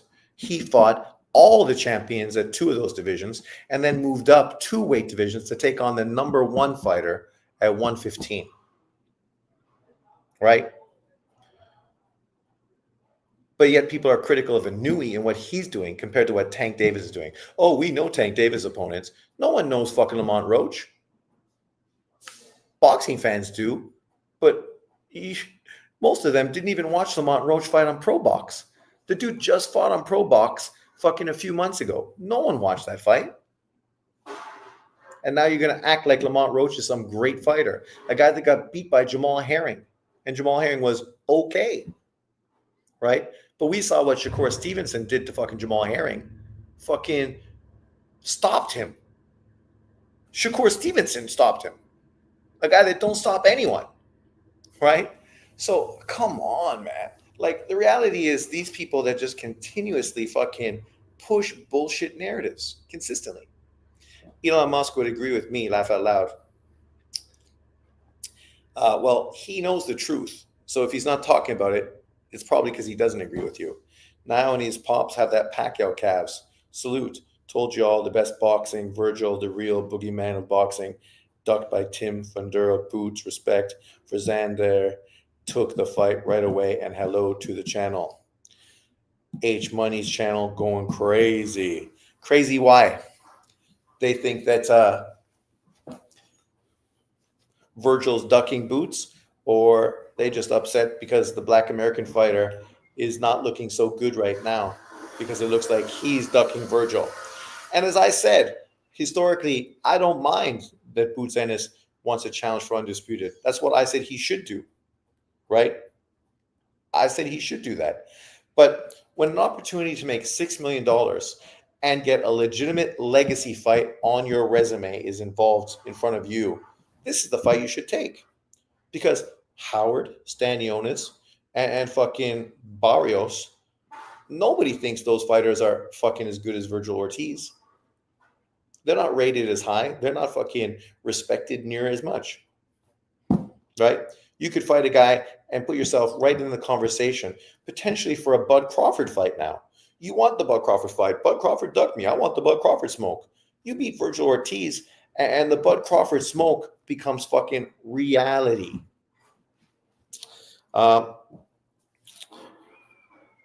People not coping with Boots ducking. They can't believe Boots ducked Virgil. Make excuses left and right that no contract was sent and so many other excuses. So apparently a verbal contract was agreed to, but Boots just came out and said, I never heard nothing. I don't know nothing. I never heard nothing. If I didn't say it, it ain't true. Right? So, come on. H Money's channel are saying that Boots is ducking. By some knowledge, it looks bad, but don't want to call him a duck because they like him. I've always favored Stanionis over Boots. I favored Boots over everybody at 154, 147. But to be 100% truthful, I like Stanionis' style better. He's much more of a fun fighter to watch, but he's also one-dimensional, right? Boots is like a potentially, you know, once in a lifetime type of athlete. You can't say that about Stanionis. Is this the biggest duck in history? No, get out. So many people are saying Virgil was ducking Boots, Ennis, and Boots was then saying that Virgil was ducking Boots. His cap, he ducked Virgil. Well, that's the thing that comes back and makes these people look bad. People saying that Virgil Ortiz had ducked Boots Ennis for years now, right? Acting as if somehow, he never wanted that fight, even though the fight was never actually on the table. And both of them literally ducked Bud Crawford. The reality of them fighting was never legitimate until now. And now that it's become legitimate, Virgil is not the guy walking away. He's the same guy that jumped into a fucking Tim Tszyu fight on Bud Crawford's undercard. Now he jumped in to face Ennis. Ennis walked away, so he's fighting fucking Zayas. Like, he ain't ducking no one. I fell into top 10. What's the info? I got the opposite. I heard Ortiz was ducking Ennis by an LDBC channel. No. Literally, they said that a verbal agreement had come out between the two of them, right? So we just assumed that everything would be ironed out soon and announced, obviously, probably Monday, Tuesday, right? Because obviously it's Thanksgiving now. But it just came out that Boots is more interested in fighting for undisputed unification fights at 147, according to Eddie Hearn, right? Meaning that we don't want to go to 154. We hope that Ortiz would come down to 147 and fight for our IBF title. But how is that ever realistic, right? Like, you're trying to drain Ortiz down to 147, even though the guy almost died trying to make that fight weight against Stanionis. And he was scheduled to fight Stanionis. That fight was agreed to, right? Let's wait to see if Boots gets a fight with Stanionis, because still he hasn't had a fight that good yet on his resume. Sean, I know boxing. I told you Jared Anderson isn't the last Boots cutter. Oh my God, dude, man. Boots exposed himself. And his statement, he's coming off like David Benavidez. Yes, Mexican boxing #1. He's coming off like David Benavidez, blaming his team and acting like, if I don't say it, then don't listen to it because it ain't true. But your fucking promoter and fucking advisor both came out and told us a whole different story, just like David Benavidez' team did, right? Only for the fighters to come out and actually make themselves look worse by contradicting their team, right? When you contradict your team, it makes you look like a fucking clown, a liar. If you just don't say anything, it's better than fucking doing that. Mexicans never scared to fight at this level. Well, apparently David Benavidez ducked Morel. Sean, I remember that Boots fans were saying that Boots would beat Canelo at 168, but Boots wasn't even fight Virgil at 154. Boots is good, but they give him too much credit, in my opinion. Well, yeah, this is always what we see with crazy boxing fans. Excuse me, you're talking about a guy going up multiple weight divisions when he hasn't fucking went up one division in his whole career, right? But this is just the Canelo hate. Everyone can beat Canelo because he's shit. But once you sign a contract with him, oh, he's cherry picking. Everyone can beat him because he's not that good. He's garbage, right? But once you sign a contract, all of a sudden that narrative disappears, and now Canelo's cherry picking. He will never get those belts. They're at the PBC and Top Rank. Boots would have never signed with Matchroom. His reputation is getting destroyed. Well, he had no reputation when he was with the PBC. Number one Zepeda is Mexican, and he just ducked Shakur. That's true too. All of you guys saying that they need to apologize to Virgil. He run into the smoke always. That's true. Virgil is running to the smoke. Virgil got a gift win in his last fight. Yeah, but that doesn't take away the fact that even though he got a gift, he's still running towards the smoke. You would think if you got a gift, you would run away from the smoke and step back and try to take on lighter opposition. Shakur, another hype job. He ducked Raymond Muratella. No, he didn't. Virgil looked worse than Boots in his last fight. I wouldn't say that, Richard. Yes, I agree. Shakur is a hype job. Richard, you in your feelings, bro. H Money saying Eddie, the worst promoter. And if Eddie Hearn would have put Boots Ennis in a fight with Virgil Ortiz and he got beat, then he would have been the worst promoter because all his fighters get beat. So, come on. Fucking stop all that shit. Like, only fucking dumbass motherfuckers continuously push all that shit. This shit comes down to the fighters. The fighters are the ones that need to fucking step up. If Floyd Schofield fights Shakur, it's because he said, Oscar, make the fight. I'm fighting Shakur. This is a career-defining moment for me, and I'm fucking running to that smoke. If he doesn't, that's because he was capping and talking out his ass, right? Xander Zayas ain't capping and running away from the smoke. He running to it. So hats off to Xander Zayas. Questions pointing towards fucking Boots Ennis. At least with Al Heyman, Boots would have not looked this bad in public. I don't know about that. It's not like Al Heyman would have said anything. People just wouldn't have known anything about him in public. I guess that's the difference. Yo, Sean, remember when it was said priced himself out against Norman and now Boots stuck Virgil? Looks like I was right all along. No, it doesn't. We know that fucking Norman ducked fucking Boots Ennis, just like Stanionis did. They were literally given offers and they fucking turned them down because they priced themselves out. They did it. Virgil is a hype job as well. Richard, you and your feelings because fucking Boots making you feel some way?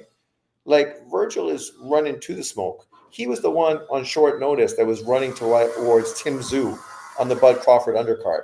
He was the one who came off of a bad performance, but still is fucking talking about fighting Boots Ennis, right? And now that Boots walked away, he's fighting Xander. He ain't running away from anything, And you could say hype job. What do you mean hype job? A hype job is the guy that gets tons of hype but never fucking does anything, never tries to do anything. If you step up and get beat, you ain't a hype job. You fucking are real.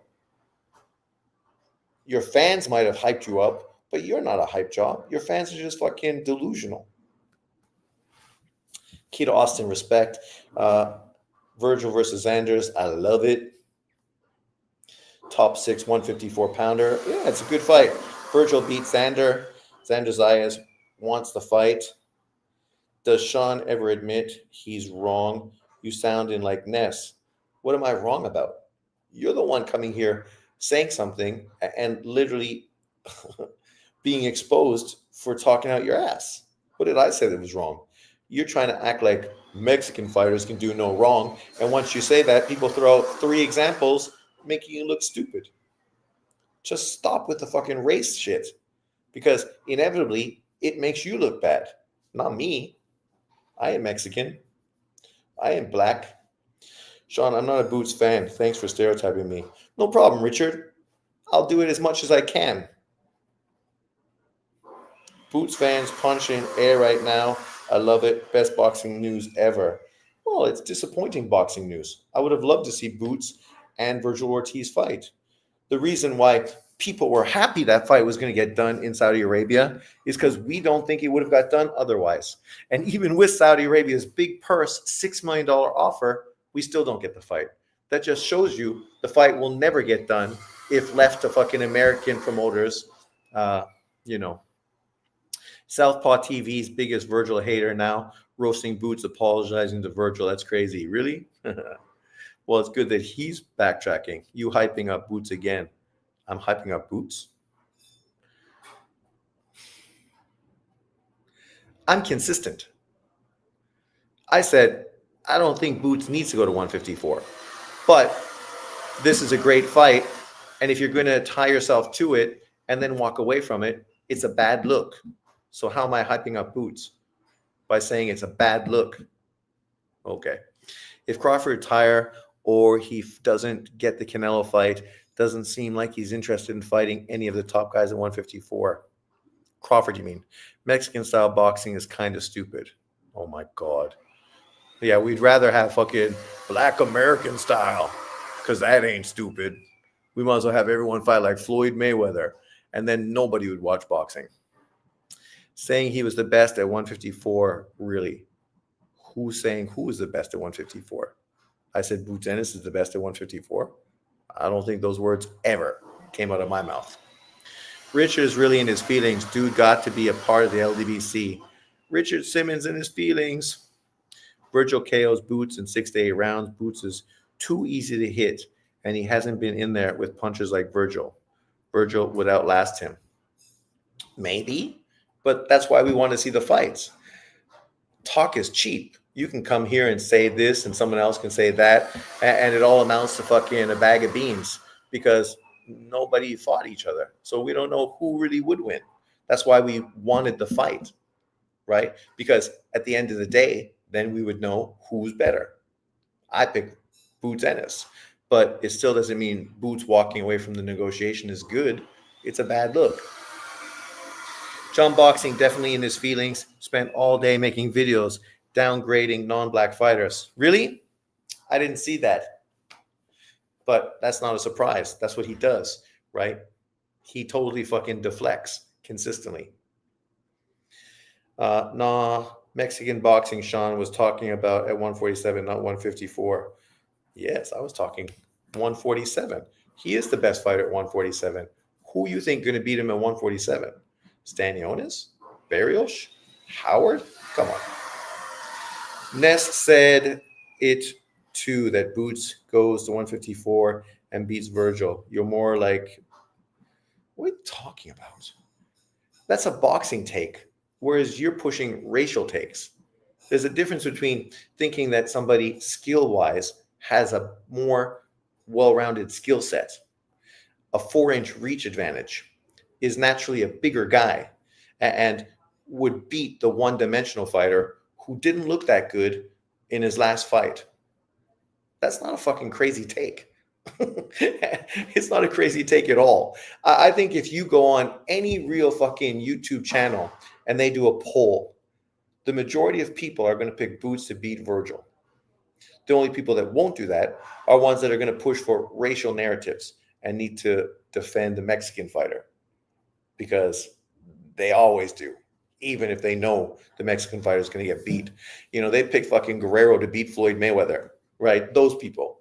Oh, yeah, Guerrero's going to fucking totally beat Floyd Mayweather. Oh, yeah, he's totally going to beat Floyd Mayweather. Just like Mikey Garcia is totally going to beat fucking Errol Spence. Just like fucking Leo Santa Cruz is totally going to beat Tank Davis. All those fights were easy to predict. Easy. Why are you hyping up Boots still? He's a hype job like Jared. A hype job. Dude, man, you sound mental. Now that's Cap, the Uzbekistani guy does. Where are we? Taraji Yafai is true 50-50 fight. Now you're talking, Evan. Yafai is naturally bigger, but Taraji is more experienced, especially at world level. And Taraji is better than Sonny Edwards. Actually has some power. Will use his jab. Will hit to the body. Won't fucking sit on the ropes all night. Great fight. Flyweight division is just as deep at 112. But no one talks about it in the U.S. because no one is black. That's true. I guess also nobody's Mexican, even though there might be a few Mexicans. I think Boots would beat everyone at 147, but at 154, that's a different story. Virgil, Bud, and the Russian dude that just beat Tim, I believe they all smashed Boots out. That's why Boots ducked. Yeah, I would favor, quite a few fighters against Boots at 154 because it's bigger fighters at a different weight division. But him fighting Virgil Ortiz is not those other guys, right? But you think Virgil will smash him. I don't think Virgil will. John makes a short about PED cheats and put up a pic of Manny, a guy that never popped, but didn't put up pics of Baumgartner, Ban, Mosley, people that actually did pop. Yeah, John always fucking talking crazy shit. Like, what's even the relevance of talking about PEDs right now? right? Like that's why I don't talk about it, because people use that and weight bullying and all this bullshit just to push racial fucking narratives. Floyd Mayweather fucking got caught fucking rehydrating, breaking water protocol, and information didn't come out till months afterwards. But Vegas denied it, saying that it didn't break rules. Of course, Vegas is going to say that because it fucking makes them look stupid as commissioners that they allow their fighter to fucking blatantly cheat. But they wouldn't let Manny fucking put injections in his hands or his shoulder, even though Floyd's allowed to put injections in his hands. Right? Like, come on, man. Stop the bullshit.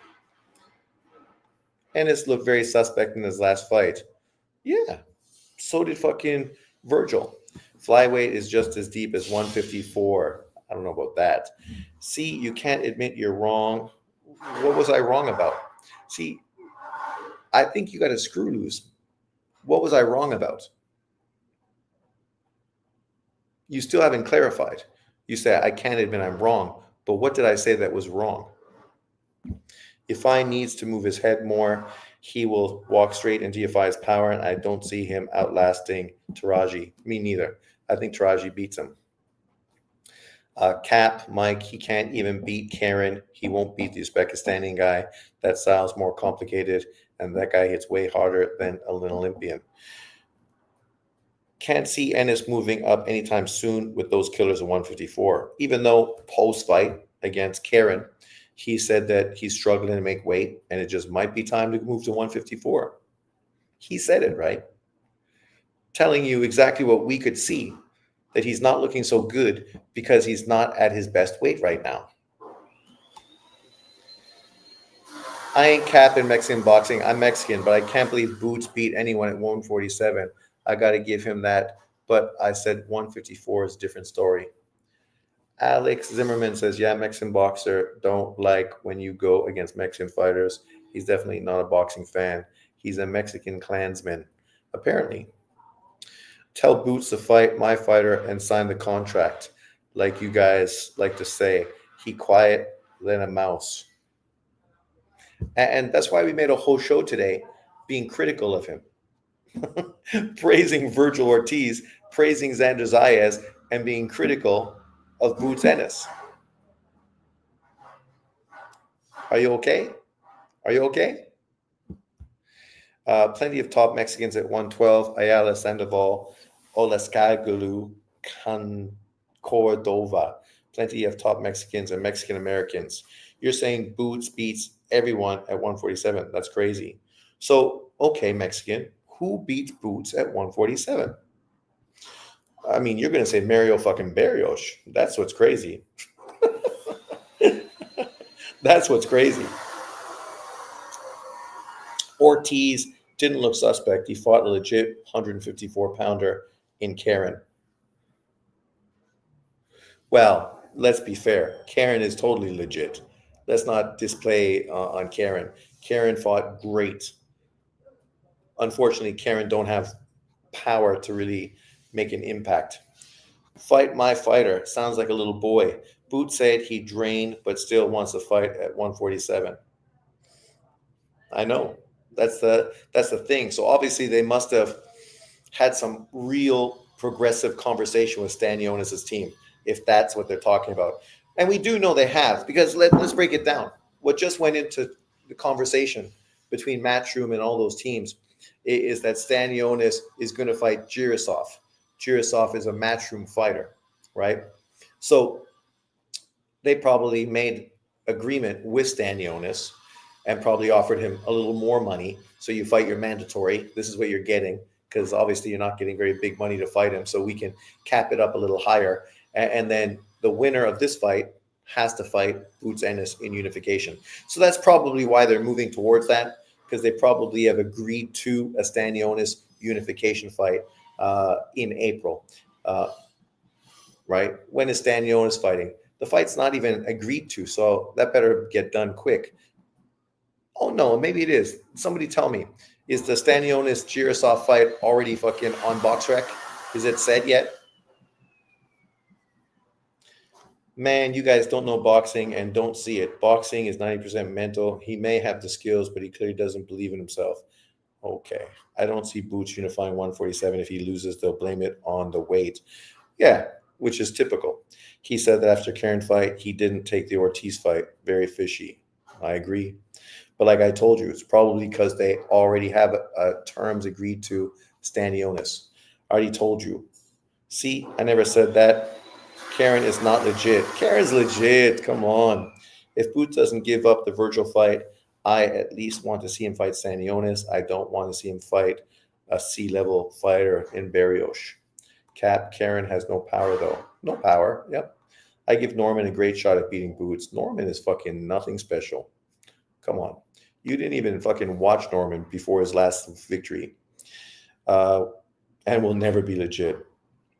Yo, chill, Mexican number one. That's not be biased, bro. I think Virgil beats Boots, but Bud and the Russian guy, I don't see anyone at 147 beating Boots right now, bro. I could be wrong. The funny thing is, he's still not telling us who is going to beat Boots at 147. Karen as well, a Karen. That's the point. The Uzbekistani guy does. Shakram Giriasov. So you think Shakram Giriasov is going to beat Boots, but he hasn't even beat fucking Stanionis yet. You don't know boxing either. You're just tribal, super tribal. It's not set. Mike, I'm around boxing. Around boxing. He beat him, I know. So Stanionis might beat him too. People, let's just be fucking honest, right? All we want to see is top fighters fight. And at the end of the day, when that happens, then we're going to know who's better. Right now, the rest is just fanboyism, right? Tribalism and fucking stupidism. It is what it is. Everyone can have an opinion. If Ennis can beat everyone, let's see it. Yeah, exactly. Let's see it. Mexican boxing should start his own channel. Yo, Sean, why do boxing fans say Inui needs to move to 135 to prove he's great? But then if we say Tank needs to move up 3 divisions to fight Virgil Ortiz, they would call you racist. That's what they will do. Yeah, but don't hype up Boots. That's what you're doing, fanboying him. It's funny that today's video is basically being critical of Boots Ennis, but somehow people are being labeled fanboys. Yet the only guy fanboying is Mexican boxing number one. Brian Norman will beat Boots at 147. Of course, John Boxing's going to say that, but John Boxing can't tell me 3 fighters on Brian Norman's resume. Brian Norman was the underdog in his fight for world title. He was put in that fight because Top Rank was going to cut his contract and send him into fucking the Antarctica. But he stepped up and fought great against the one-dimensional fighter, got the victory, and literally just ducked Boots Ennis. John, he ducked Boots Ennis. He was offered a contract, and he ducked and priced himself out. So if he felt so confident, maybe he would have taken the fight. And we know you don't mind that Boots is now being called a duck of Virgil Ortiz because you've always been hating on Boots Ennis consistently, trying to push fucking subpar fucking black opponents in front of him as if somehow these guys were better. And how are they fucking better? What did they do? Brian Norman hasn't done anything. I want to start my own channel, but I will get reported by John Boxing. That's true. You will get reported by John Boxing because he's a fucking snitch. And you know, where he's from, I guess that's cool. I guess. I don't know. Not where I'm from, but hey. Wow, JB, we agree. I haven't heard anything about this Boots and Virgil thing. Did Boots duck? Yes. Apparently, they had a verbal agreement.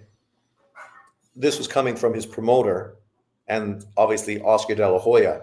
And apparently now they're moving towards unification. I think the Stanionis fight has been agreed to. John Boxing dude is hella racist. Hella. John Boxing, are you done crying? I think it would be a close fight, but I would still pick Boots. I just think Brian Norman is very one-dimensional. And he beat a guy who's much smaller. Go look at the size right now between the guy he beat and Boots Ennis. The reach difference is probably 8 inches. The height difference is probably 3 inches. You're fighting a legitimate 154 pounder as opposed to who Norman beat for the title, who is probably more of a 140 pounder, right? And ironically, when that guy had his best win of his career, John wasn't praising him for that victory. He was literally criticizing both of them as being shitty fucking Mexican fighters that have no defense and are one-dimensional. But now that Brian Norman beats him, all of a sudden Brian Norman is fucking super legit. Too legit to quit. Too legit. Too legit to quit.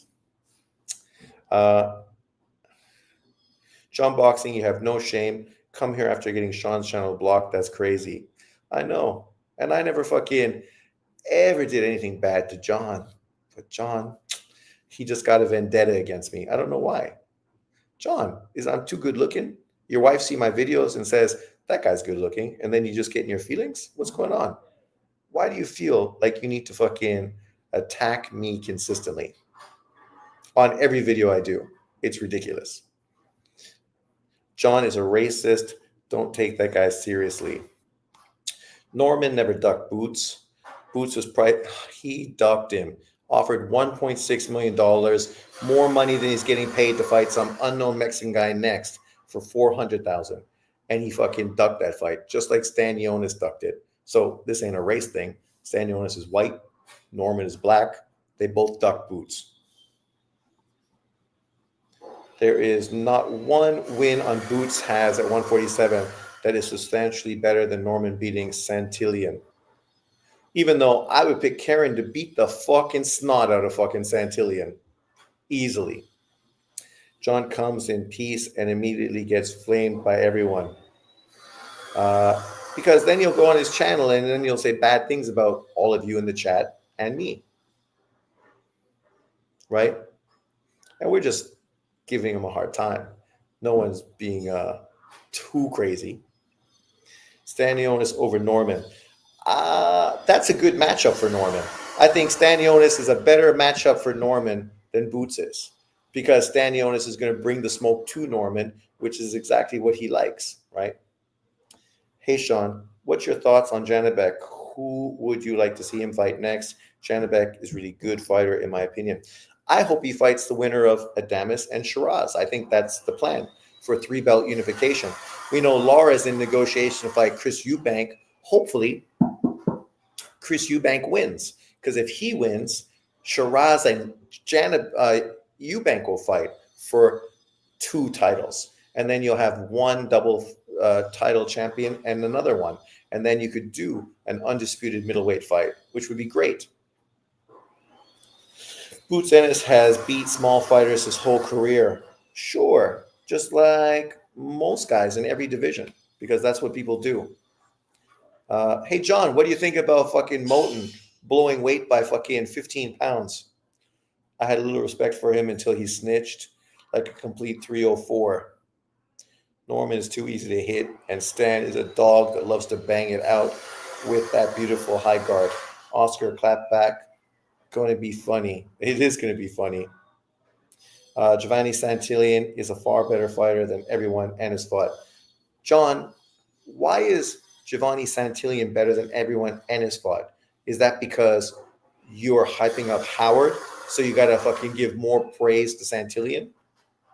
Because we know you don't think Santillan is that good, because you never said a good word about Santillan until Howard beat him. I feel Howard. Why I always call him Howard? Norman. I feel Brian Norman stops Boots. He has power and balls. Stanionis hurts Boots. John, Santillan is solid, but I think Karen would outbox him. Totally. He's bigger, taller, better. I still think Rashidi Ellis has a chance too. Who? That guy's a bum and ain't fucking doing anything. He ain't even fucking relevant. So, come on. But you always trying to fanboy for black fighters who are irrelevant. So that I think you can be like True School Sports and say that I'm the only guy on YouTube that was hyping that guy. So I know my sports, right? That's why you do it, right, John? That's why you pick these random fucking obscure dudes that no one rates, not even Black America. Because Black America ain't fucking talking about Howard, Norman, or fucking any of these other fighters you hype up. The LDBC, who you love, they never talk about these guys, but yet you always blame everyone else. It's crazy. Norman will KO him. John doesn't come in peace. He's a snake in the grass who causes people for being racist when he's a blatant racist. When's the last time Rashidi Ellis even fought? And the last time anyone even cared? I think Boots beat Norman, and he for sure beats Mario Barros easy. Easy. Those clapback Thursdays is at make funny as fuck. Virgil lost to the Euro guy. Bochuk will KO Madrimov. Madrimov going to beat Boholchuk. Ellis is a 31-year-old inactive prospect. Machado, thank you very much. Keep cooking JB, Sean. I ain't cooking JB. JB is cooking himself because he literally comes here to act like Howard is great. But yet, outside of Santillan, he can't tell me any other fighters that fucking the guy fought. Boa gets smoked by Madrimov. I agree. Giovanni was ranked number 3 at the welterweight division before Brian Norman fought him. No, he wasn't. He wasn't ranked number 3 overall. Are you high? Santillan, can you even name the best fighter that he fought? He fought one guy, and he was the underdog, right? That was cross-promotion, where literally one promotional company allowed Santillan to fight their fighter because they felt so confident he would lose because he wasn't that good. He fucking showed out, and Rocha performed like garbage. And that's who Howard fought. A guy that didn't do anything fucking before and ain't going to be doing anything fucking after. Santillan's win for Howard ain't going to age well because he's never going to get a real legitimate victory afterwards. Because he never had a legitimate victory really prior to fucking Rocha, which was a surprise victory that no one fucking saw coming. How do you feel about Drew Titan constantly shitting on Tank and calling him a monkey? Well, he don't care because the the LDBC, they can do whatever they want. It's everyone else that's racist. John Boxing, black fighter, been losing tons lately too. Prospects, contenders, all the way to your champions, all facts. Japanese, Western Europeans, Mexicans rule boxing right now. I can't be cooking myself. I'm not here arguing, just talking about boxing. Well, you acting like Santillan is a better victory than anything that that Boots has ever done. Let's just take a look into it and break it down. So, BoxRec. We will break it down. We'll take, oh, here, I can do it here. Let me open on my computer, and then we can all look, and we can all see. Sorry about the noise next door, guys, but this is Taiwan. There's always building going on. Come on, BoxRec, why are you so slow? What's going on? Sean Boxing said it too, and John Boxing had that video deleted too. What video was deleted? The LDBC is more racist to blacks from what I've seen. Consistently. They always have been. If you don't agree with them, you're a coon. You're a monkey. You're an Uncle Tom. They've been hating on black fighters from the inception of their fucking channel. I thought Daisy was building something on the other room, Sean. No. Apparently, all the pipes from the houses have to be changed to government code, which has been changed to bigger pipes and I guess new materials.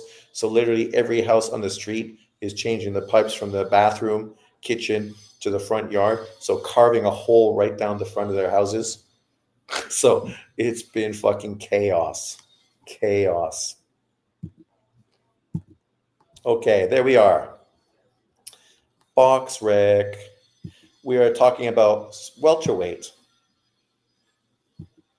Active. Okay. Let me just share my channel. Hold on one second, people. Patience is a virtue.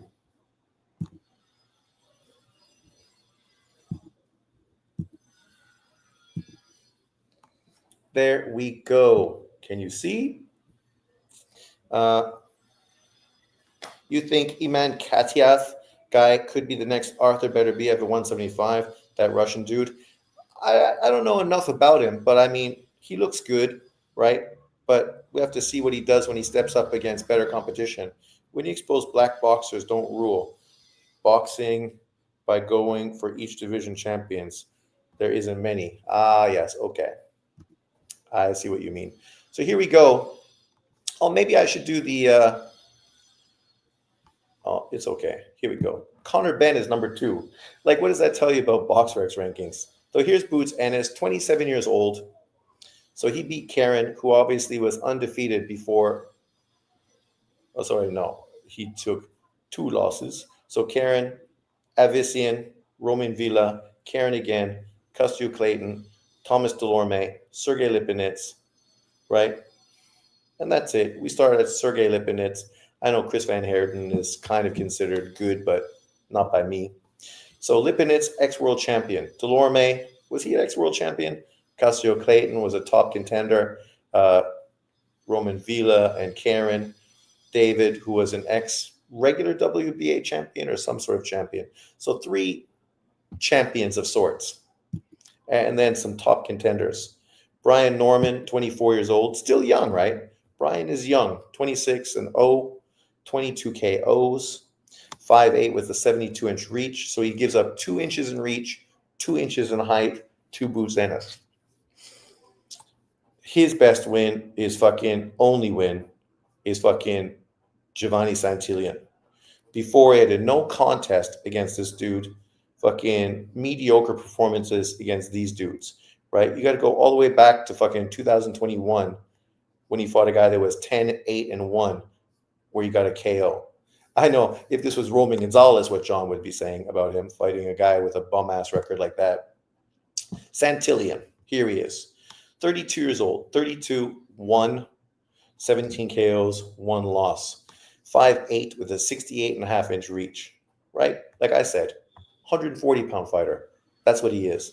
So you were taller than him, longer than him, and you beat him because he's just not that good. His next opponent, Frederick Lawson. Frederick fucking Lawson, right? Prior to that, you beat Rocha, which was a crazy, unexpected victory, career best performance. Outside of that, nobody else on his resume that was fucking any good. Cecilia Brakis, 180-year-old fucking Antonio DeMarco, won by majority decision. And literally DeMarco was probably 40 years old at that time. Right? I mean, come on. You can't make this shit up. I ain't trying to hate on Brian Norman, but Brian Norman's got a lot more to prove than fucking Boots Ennis does. A lot more. And it ain't even close. They hype up Giovanni so bad. Well, the only reason Giovanni's being hyped up is because they want to hype up Brian fucking Norman. Right? This is what John does all the time. He will hype up fighters he likes and the opponents they beat as if they are fucking great, phenomenal fighters that everybody in America knows. Everybody in America knows. And then he'll discredit and hate on fighters that he doesn't want to give credit to, talking about how they're fighting people that nobody in America knows. Nobody in America knows.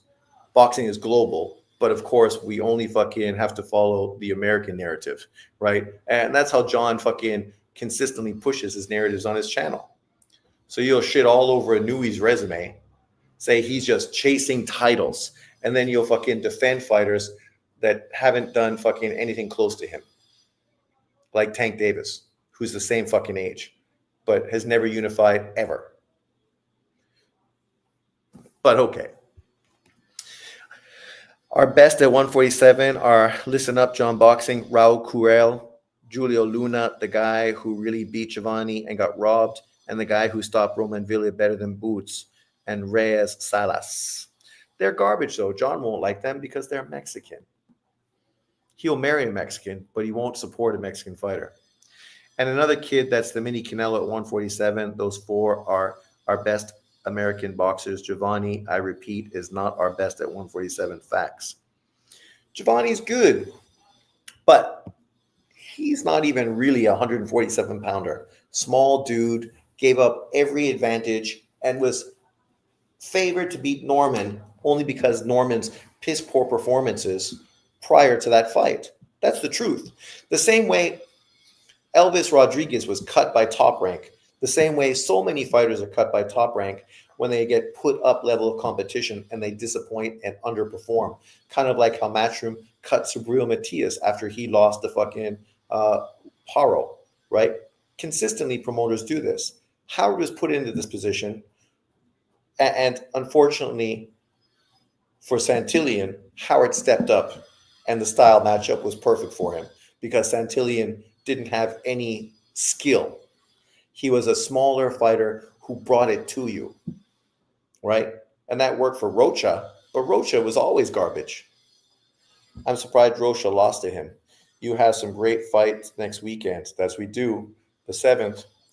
I want to see Brian Norman fight John Ennis. If Boots is going to say I want for a stay at 147, then why not hype a potential big fight? And why get personal? I'm not getting personal. I'm just pointing out the truth. The only reason you like Brian Norman is because you think you're fucking undercutting the next fucking black great American fighter. But yet you had a great black American fighter, and all you've done is try to dismiss and downplay him consistently. Right? In Boots Ennis. And everybody wants to see Boots Ennis and Brian Norman and Barrios and Stanionis fight. Nobody's ducking those fights. No one's acting like those fights don't need to happen. But Brian Norman ducked a fucking contract offer. Stanionis ducked a contract offer. Now it looks like Stanionis has come to terms, and that's the next fight to happen.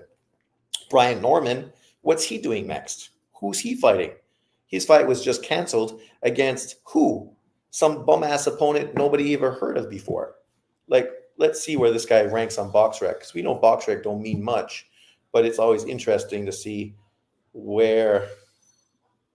Here he is, number 19, Puerto Rican, Derek Cuevas, 27 1-1, 19 KOs, 30-year-old Puerto Rican fighter.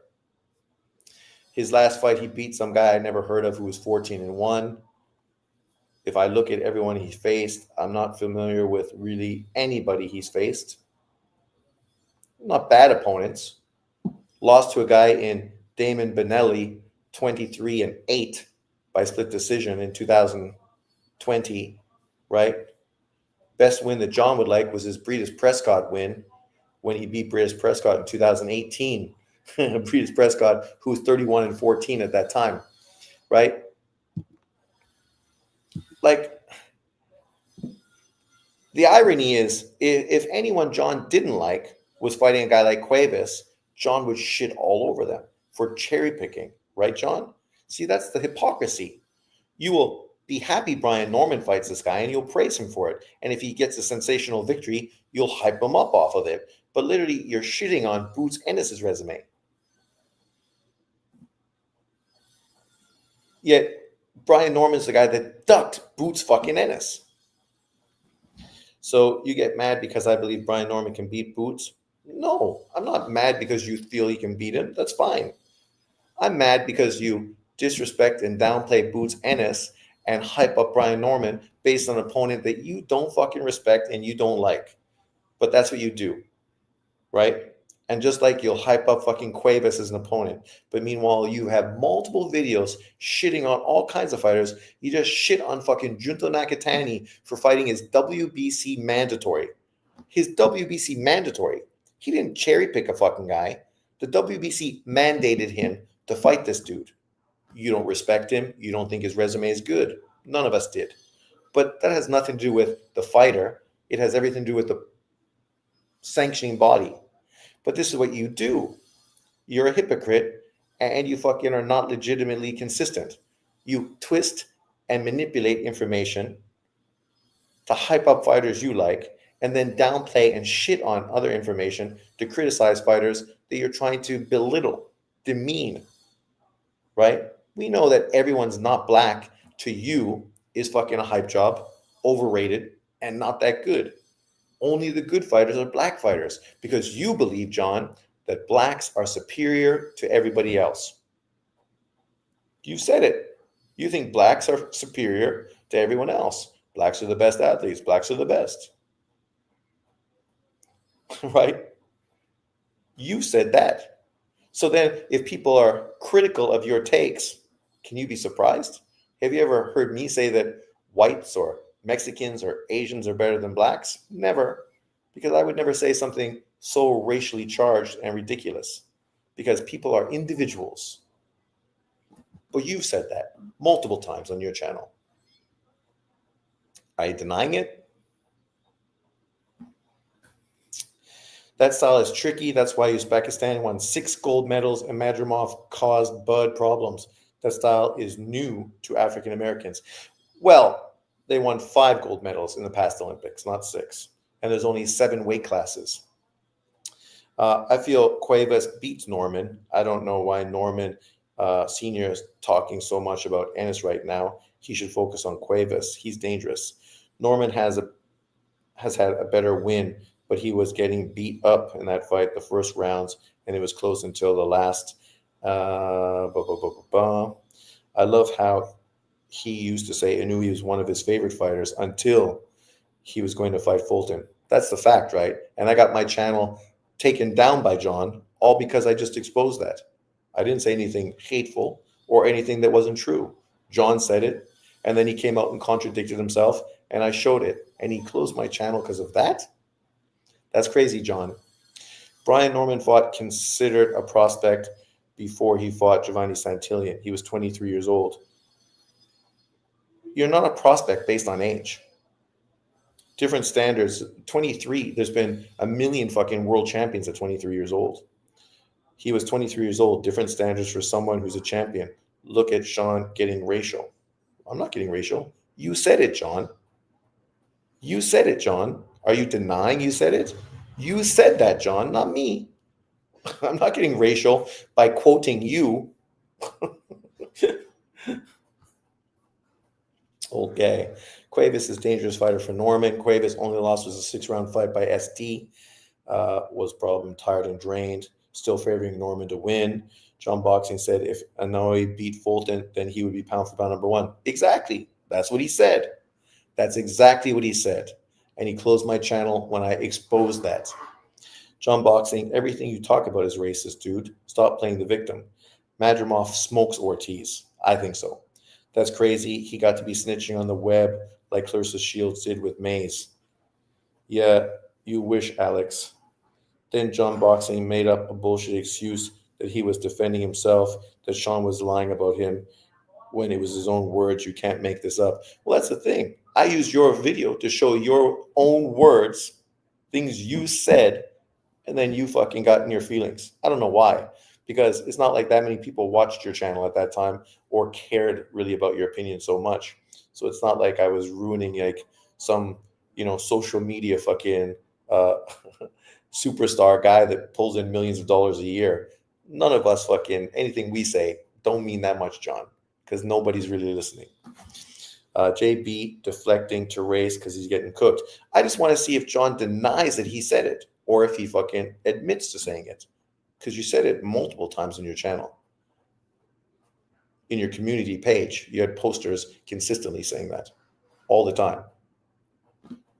Right? Right? But everyone else is a racist. But yet you're pushing racial ideology. I'm a boxing fan. I like fighters from all races. Some I like more than others. I never liked Floyd Mayweather. Boring ass style, a bunch of fucking retarded ass fans. I like Pacquiao because Pacquiao was far more entertaining. I still watch Pacquiao fights. I don't watch any Floyd Mayweather fights because who got the time to waste, right?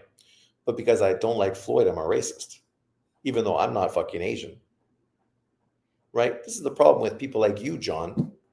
You make it racial and consistently jam these narratives down people's throats. And then when they throw it back at you, you have a reaction to it. Is JB the one that killed Sean's other channel? Yes, Alex, he is. Snitching to YouTube as a grown man is a complete snake move. It is, but John got no guilt because he built different. I don't know how he built. I guess it's part of that woke generation. I didn't think John was that young, but I guess he must be. Yeah, nobody likes that boring style John boxing. Even black Americans were leaving Shakur's fight in his own hometown. That's always what I said. You can appreciate a guy's skill set and understand that they are great, but it doesn't mean you want to watch them. It's like any sport. You can love watching Pittsburgh or Baltimore play fucking defensive football and just running the ball consistently. Don't mean you fucking actually want to watch a game. You can watch rugby, and I know you guys don't watch rugby, but you can watch New Zealand play, or you can watch South African. And South Africans might be winning, but nobody wants to watch that boring ass fucking style of play. Don't get emotion, John. South Africans are not black. Primarily, they're all white, so it's not a racial thing. Whereas the New Zealand guys, way more exciting style, right? Way more flamboyant, much more fast paced, far more exciting to watch. This is the truth of everything. Sports entertainment. Right now, I'm watching, Duke versus Kansas. I already saw the game, but they just popped on, right? This is a great game. Two great teams, great style matchups. People want to watch it. But then there's tons of other college teams that are highly regarded. But I haven't watched one game this year because the way they play is fucking not exciting at all. Nothing to make me want to watch them play. This is the same with boxing. It's the same with fucking everything. Same with movies, right? You watch movies that you find entertaining. Some people love horror movies. Not me. I don't like them. So I'll never watch a horror movie. Does that mean I'm racist towards horror movies? No, it just means they don't do it for me. I don't like it. I'd rather watch a comedy than a horror movie every fucking day of the week. This is the whole point of living in a wonderfully free country where you can have a difference of opinion without being labeled and attacked because of having a different opinion. The problem is now in America, you can't. That's why we voted Trump in. And I say we because I know I'm not American. I didn't vote, but I was 100% behind Trump getting elected. And I'm happy he did because it's going to make America great again. And hopefully that can fucking work towards Canada because God knows we need some fucking help there too. Fuck Trudeau. John Boxing, tell your fighter to sign the contract. Stop being scared, ducking the Mexican monster. Well, he don't like Boots, so he's probably happy Boots isn't fighting Virgil Ortiz. All he wanted to do was complain that the fight was going to happen in Saudi Arabia. And what everyone said was if the fight was going to be done in America, it would never get done. It ain't even getting done in Saudi Arabia. What does that have to do with the topic at hand? What did I say that was racist? I'm not reacting to nothing. I'm here not out of character, not being disrespectful, just talking about boxing. Well, out of character, John, every video you make is disrespectful. So you being here, being respectful is kind of out of character. And I've defended you and said, John's not bad. John comes here. He's very respectful. He's a nice guy. We just have differences of opinions. But then you'll go on your channel and make disrespectful videos again and again and again and again and again, right? Are you ever moving back to Canada, Sean? I can't afford to move back to Canada. Man, even Canadians can't afford to live in Canada. The world fucking is falling apart underneath of our feet. Only guys like John who work in the oil industry can afford to fucking live in Canada or America. Glad to see that you're part of the Make America Great movement. I am. I think housing should be affordable. People should be able to fucking send their kids to school. People should be able to afford to buy groceries. If you work 40 hours a fucking week and put in legitimate fucking work, you should be able to live like a human being, right? Because you're putting in the work. You're not sitting at home collecting fucking unemployment or welfare or trying to suck the system dry. You're working. You're contributing to society. You're spending money, which keeps the economy flowing. So you should be able to afford to participate in that society, right? That's all I expect. I don't expect handouts or freebies, but I expect that if people work, they should be treated like human beings. That's all. That's all I expect. And if somebody wants a job, they should be able to get a job, right? And if somebody wants to buy a house, they should be able to buy a fucking house. It's about pride. People feel great to own their own land, their own home, right? To, cut the grass and plant flowers and have people see their house and how great it looks. Give your kids a place to play in the backyard where they can grow up in a safe, healthy, happy environment. This is what everybody deserves if you fucking work and contribute to society.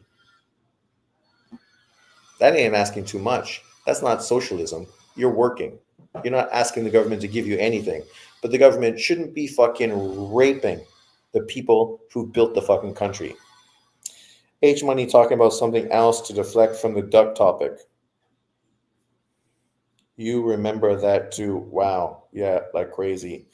H Money was telling Crazy right now that Morel was going to knock out David Benavidez. I think Morel's going to win. Remember, he calls you the dirty pink thing. I know, the dirty pink thing. But then talk about being disrespectful, right? And people on his channel call me even worse. But then he will criticize you guys for being racist. And meanwhile, his channel, everybody that goes to his channel is racist. And all they do is throw out fucking cave dweller and, fucking all these real atrocious statements. Luckily, these kind of statements mean nothing to me. You could fucking call me names all day. I don't fucking care. Literally. John trying to be nice. He did the same with Jay Cotto. And we saw what he did with Jay Cotto too. Didn't he get his channel closed as well? He tried to get on H Money. They want no smoke. H Money just yells like a victim. He does. That guy's ridiculous. Remember, he used to come to my channel and we'd have normal conversations. And then the one time I went on his channel, thinking I'm supporting his channel, the dude fucking was a mental case. Listen to H Money's boxing opinion is like listening to a hobo's financial advice. Switch in energy is crazy. Yo, salute OG. What's up, my man? At the end of the day, I'm disappointed that Boots Ennis and Virgil Ortiz isn't happening. Obviously, it's a fight that John Boxing was asking for. Everybody's been asking for a long time, right? And it's disappointing that the fight's not getting done. Well, we know that financially both fighters are going to get paid well. Apparently, $6 million was what they were going to pay Boots Ennis for that fight. And the fight not happening means that potentially that fight will never happen now, right? Because the likelihood of Virgil Ortiz getting beat at 154 is pretty high. The likelihood of Boots Ennis getting beat at 147, I don't think is that high. But if you're not making weight comfortably, anything can happen, right? Anything. But you had a dude say that he'll kill black babies. I never had a dude say that he'll kill black babies. Who's that? I think literally that's the guy you supported, that crazy fucking dude from Chicago. Not, what do you mean, dude I had? Stop acting like you said anything crazy about black people. I never said fucking kill black babies. What did I say about black people that was crazy? You still haven't admitted that you think blacks are superior to everybody else. Come on, John, just say it. John deflecting with something someone else said. Well, he always does that. Remember, he debated Ring IQ, and he was consistently referring to what other people said, which had nothing to do with what Ring IQ said. It's the same thing he does with me, the same thing he does with everyone. John Boxing, when will you admit Black American boxing is not the best anymore? It's okay. You'll come back strong. Right now, others are dominating. But he can't. I have no idea what Hawker Mustang said. What do you mean mine? Hawker Mustang been around the boxing community fucking longer than you. 154 is very talented division. John Boxing is an LDBC reject. Ring IQ destroyed him. It was hilarious. The reality is, The things John says have less to do with boxing than they do with racial agenda. That's why every time he steps into a debate, he gets mercilessly destroyed and embarrassed because everything he says is based on opinion and not fact. How do you win a debate when you're throwing out opinion-based narratives and don't have any factual information behind it? You can't win. It's impossible. Where did I find that debate, Sean? What was the debate about? I can't remember. It's a few years ago. I seen Hawker Mustang today over on BDA. Great debate there. What were they talking about on BDA? Also about Virgil Ortiz and Boots Ennis. BDA shows are too early in the morning. That's why I never fucking see them. Even though I know John is a big supporter of BDA. He loves BDA. Even though he knows more about the shows than me, because I couldn't tell you the last time I watched a BDA show. First of all, if a video is long, I'm probably not watching it unless I jumped in, and I'm participating. But if I have to jump into a video that's already done, that's very long, I'm probably not watching. Yeah, Sean, Boots and Ortiz. BDA is another legend. John Boxing, Mexican rule boxing. I know the truth bothers you, but just accept it. It gets easier that way. Well, to be fair, I mean, boxing is in a great point right now, unless you only want it to represent you. If you're happy with boxing just being boxing, then I don't see the issue. I know BoxRec rankings don't mean anything, but nonetheless, we use BoxRec occasionally until something more convenient pops around. But you look here, you got Inui, number one, Japanese, Asian, Canelo, Mexican, Tank Davis. I don't know how he's number three above Bud Crawford, but American, Crawford, American, Better BF, Eastern European, Russian, Junto Nakatani, Asian, Bivol, Eastern European, Better Benavides, American, Shakur, American, John Ennis, number 10, right? Maybe a little premature, above Devin Haney, American, Jess, Bam Rodriguez, American. Right there on BoxRec, you got 1, 2, 3, 4, 5, 6, 7 Americans in the top 12. That's the same as historical, right? You can go back and look at pound for pound lists 25, 30 years ago, and it's the same. You always have Asian representation. You don't have Eastern Europeans because they weren't around at that time. But you always had Asians and Mexican, Latin American fighters. Then you get Munguia, Mexican, Alexander Usyk, Eastern European, Lopez, American, Lomachenko, Eastern European, Kentaraji, Asian, Mimbili, European, Lara, Cuban, Shiraz, British. Shiraz, the first British fighter. Ramirez, Mexican, Casemiro, Filipino, first Filipino, Daniel Dubois, British, Mirzaliev, Russian, Chris Eubank at 25, way too high, English. So it's quite a mix. You got Asians, Eastern Europeans, Mexicans, Americans.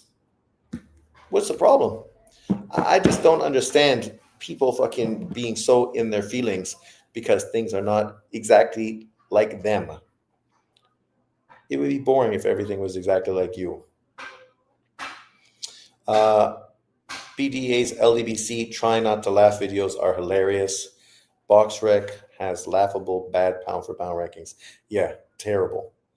That's bad, no way, and it's top 11. I know. But there's so much bad about their lists, right? Like, I mean, that's why nobody takes BoxRec fucking serious, because it's just ridiculous. But even on a ridiculous list, you still get a great world perspective on boxing, right? I mean, all three of the Asian fighters on the list totally should be on that list. Ring Magazine is more accurate. Way more accurate. Ring Magazine is the Bible of boxing, and I'm happy as hell that Turki Al-Sheikh bought it. Apparently, it's going to really, really be improved a lot, not just on social media, but also just the magazines are coming back. You can actually buy paper magazines again, which is great. I don't know about Asia or Taiwan, but probably, and I will buy them because I'm old school, right? 57 years old soon. I love having a book in a magazine, even though I can't see anymore, but I can still look at the pictures. Dang, those magazines look nice. Yeah, and they're trying to really do it so that every magazine kind of has a collectible aspect to it. They're even talking about boxing trading cards, right, with fighters and stuff, which for us older guys probably isn't so interesting. But if you want to bring younger kids and people into boxing, like if John wants his kids to sort of get behind the sport of boxing and not the YouTube racially charged fucking version, but Ring Magazine collectible cards, right? Like we used to do with baseball cards and hockey cards. It's good. Kids love collectibles. Imagine the sport with nothing but Haney and Shakurs. I would immediately be becoming an MMA fan. Me too, probably. Dang, you're 57? You're Mike Tyson's age. Yeah, makes sense why John Boxing, wins in a fight. John's also much bigger than me. John's on the roids, steroided out. I'm a small point guard, 5'10". Actually, I'm shorter now. Age is fucking catching up to me. Gravity, instead of 178 cm, now I'm 177. Oh, gotta stretch. Stretch. But, it is what it is. What happens when you get old is you get old. JB on PEDs? I think so. JB, are you juicing? You on the juice, buddy? That's why you talk about it like you're an expert, because you're an expert, right? I heard you're making a video shitting on Pacquiao today. Man, does that ever get old, shitting on a fucking legend? I mean, you can't make this shit up. Why would you even feel like you need to shit on Pacquiao at this point of his career? Not on PEDs, never been. Okay, John, I'll believe you. Where's my fucking... Oh, there it is. Lily stole it. Fucking Lily. Stealing my fucking stuff.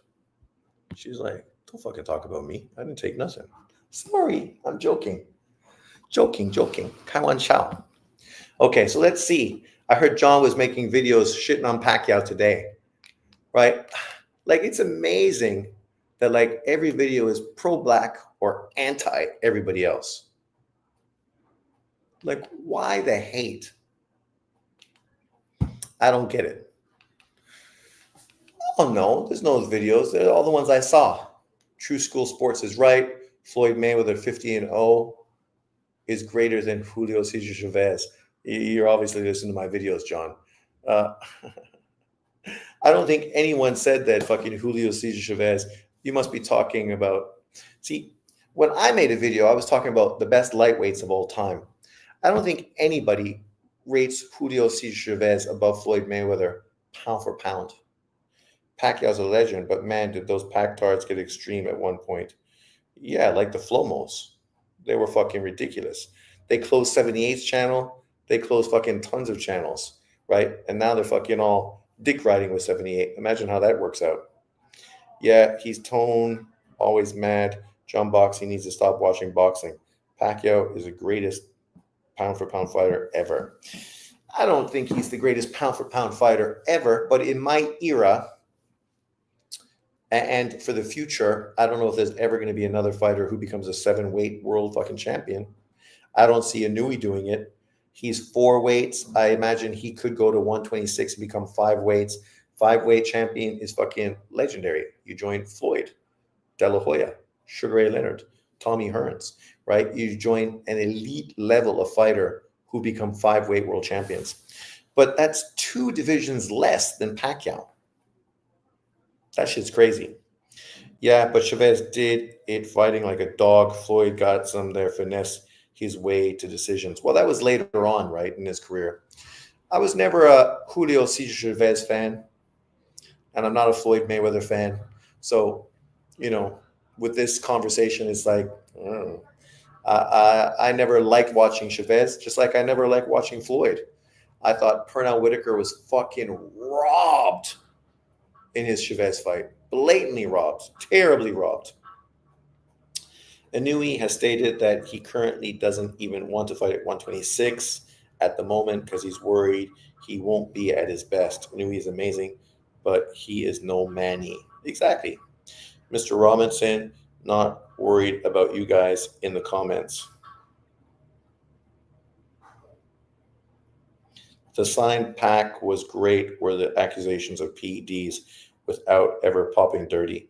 And the irony is, John supports Floyd Mayweather, who caught broken WADA protocol for fucking taking, rehydration.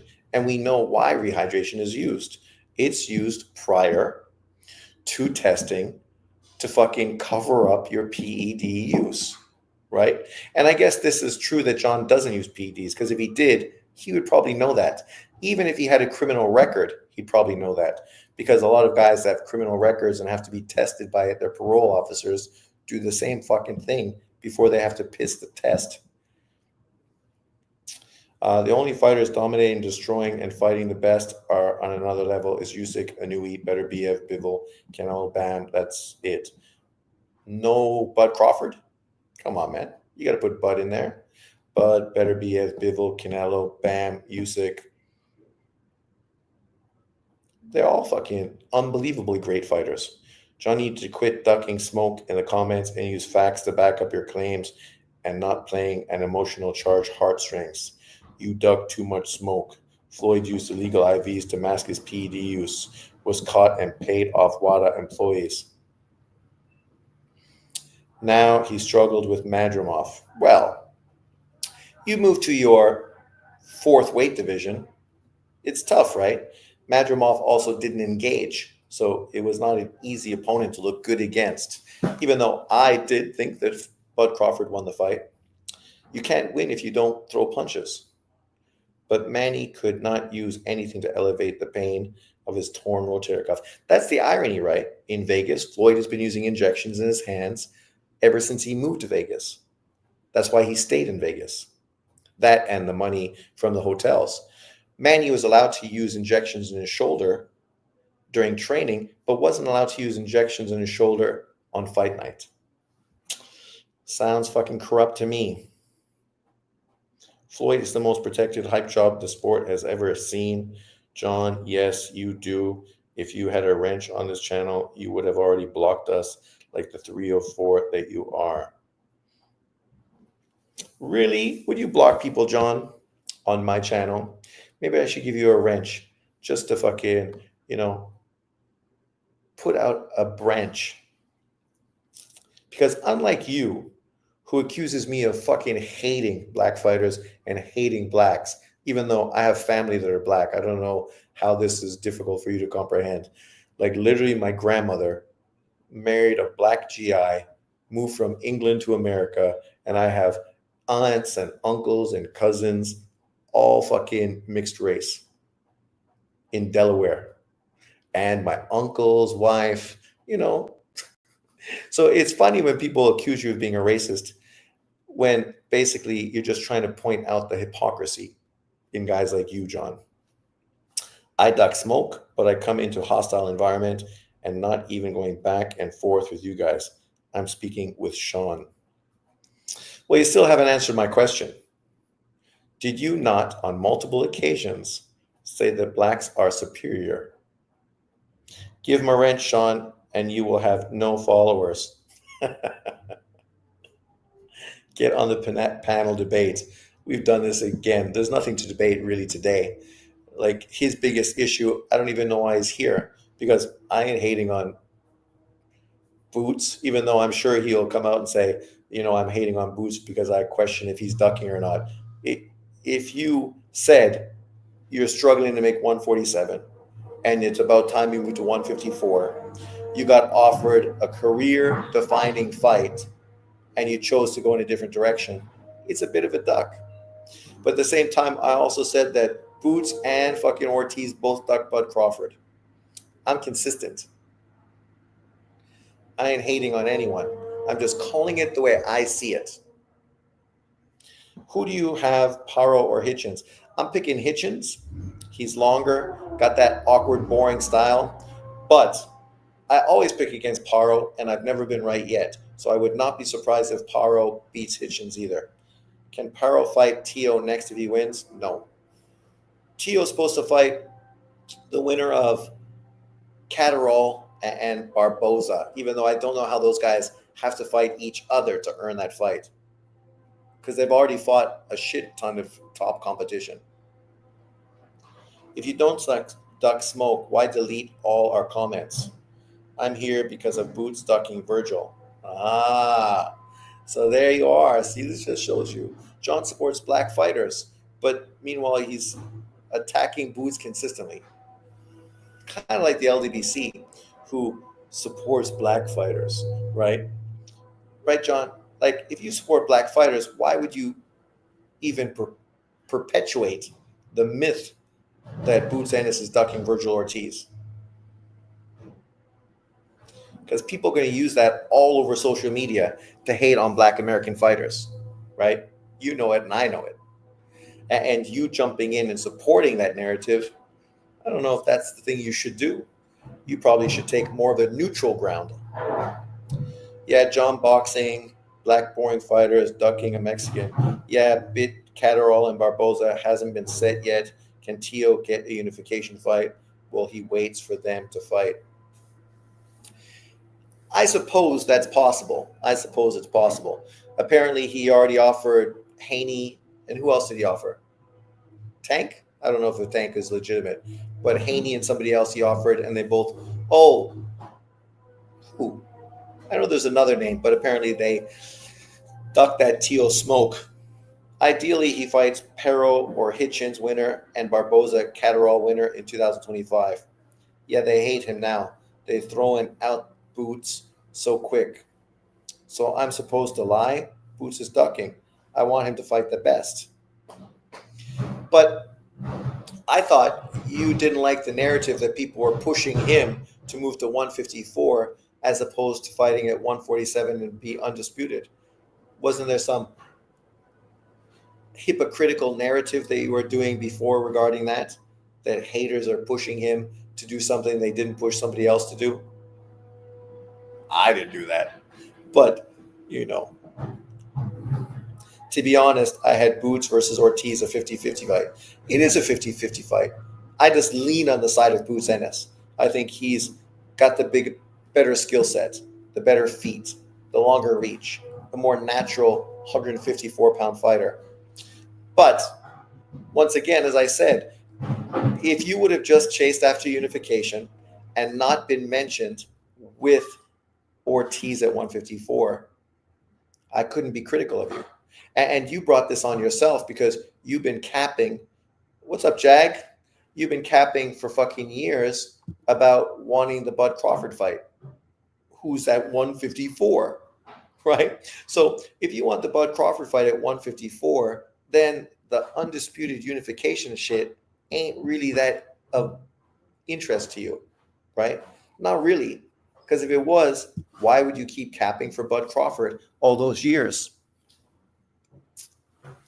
But I know. I only use black fighters. I don't really like them. Boots was saying weight was an issue, but now it's not. Yeah, that's the problem, right? Like, we all saw your post-fight interview where you said it might be time to move up to 154. And then they said, who do you want to fight? And you said, any of the champions. So does this become because Ortiz is not a champion? Even though he is the mandatory for Funduro's WBC title. Meaning that if you beat him, you eventually get a WBO, WBC world title fight against the winner. I loved him being pushed at 154, more depth. I call for Boots to fight Charles Conwell. Once again, you acting like you discovered Charles Conwell and you're doing something great for Black American boxing. There's never a chance he was going to fight Charles Conwell. Nobody knows who the fuck Charles Conwell is. And I've been talking about Charles Conwell for fucking 5 years. Charles is a great fighter, and nobody wants that smoke. Nobody. H Money's panel, fangirls, Boots making excuses not to face Virgil. I love it. Yes, boxing, the best TV show. Number one sport in the world when the best fight the best. Charles ducked Boots. Charles didn't duck Boots. Did Boots offer Charles Conwell an offer at 154? No chance. If Boots is going to move to fucking 154, It's not to fight Charles Conwell. It's to get paid. And that's the issue. You were offered $6 million to fight fucking Ortiz, who is, I won't say better or worse than Conwell, but a far bigger name than Charles Conwell, right? People literally know Virgil Ortiz. Nobody knows Charles Conwell. Thank you very much, Jag. You're a gentleman. I don't like the style. It's boring. Whose style is boring? Conwell and Ortiz? Boring? Or who? Truth be told, I think Boots Ennis versus Conwell would be a great fight. Conwell going to push hard. Boots versus fucking Ortiz, great fight, right? You know, there's a lot of great fights at 154. And there's a few great fights at 147. I thought you want Boots to fucking unify with Howard, John. You can't have your cake and eat it too. Either you think Howard can beat him to unify at 147, or you think there's no competition at 154, so he should move up to 154 and fight better competition. Black Americans, their style, crunching, being defensive, winning by jabbing a lot and staying away from confrontation, clinching. Not every fighter fights like that. That's like saying Mexican style. Only ignorant people accuse a race of fighting one way. There's been tons of pressure fighting black fighters, tons of slick, boring fighters, tons of defense first fighters, tons of counter punching fighters, tons of boxer punchers. In every fucking style or ethnicity, there's different styles depending on your traits. If you're a tall, long fighter, you're probably going to box behind a long jab and try to land that backhand, right? If you got super great reflexes, you're probably going to be more of a defensive counterpuncher, right? Making people throw first so you can fucking then hit them. If you're not so athletically gifted, but maybe tough and rugged and maybe have great power, you'll be more of a pressure fighter. Walk dudes down and try to break them down. Plus, what they say, ref as a shield. I noticed that. That's crazy. That sounds like the Cubans. They have their refs to help, like Tony Weeks and Harvey Dock. Harvey Dick. Well, yes. There's always fucking... That's the biggest problem with boxing. It's the subtlety of the cheating, right? You know, the ring size, the gloves, getting specific refs that benefit specific styles, getting judges that are all American to support American fighter against an Eastern European, whereas nowhere in the world does that ever happen. If you go to England, Saudi Arabia, fucking Asia, Russia, you're not going to have 3 Russian judges in a Russia versus fucking whoever fight. It's consistently going to be judges from different countries. So you don't have a blatant bias. Only in America do you have 3 fucking Vegas judges in a fight, which is blatantly biased from day one. Blacks say they slick Mexican fighters don't exist, but never heard of Miguel Canto. Well, Salvador Sanchez, fucking what's his face? What's his name? El Finito Lopez. Agreed. That's why UFC is worse. They have no champions. And Jones ducking the British guy, Tom. I love Jones, but yeah, Jones is just looking for payday fights now. I kind of understand why. At a certain point, that's what you do, right? If he is going to stay at 147, then I want the Brian Norman fight. But at 154, better. It's more competitive. Blacks is the worst combat era for them. They have the less representation ever. They all get beat in MMA, and in boxing, no stars. MMA, I have no idea. But in boxing, there's still lots of great American black boxers. Bud Crawford, one of the top 3 best fighters in the sport. And then underneath of him, you got quite a few really elite fighters that are pound for pound talented. It's just that you also have great fighters from everywhere else too, right? The difference is you can't fucking praise anyone that's not black on YouTube, or else you get criticized as a racist. Or you're not a real American, right, John? That's the great one. As an American, you should only support Americans. Yet, ironically enough, John only supports black Americans, not Latin Americans or Asian Americans or white Americans. So the whole American narrative apparently doesn't apply to him. Right? That's why when I hear that, I fucking just laugh because it's such a load of bullshit. Finito is criminally underrated. Yeah, but a lot of that's because of the weight class that he fought and the fact that he never had a great opponent, right? Throughout boxing history, unfortunately, you had these scenarios where guys just never had the great opponents.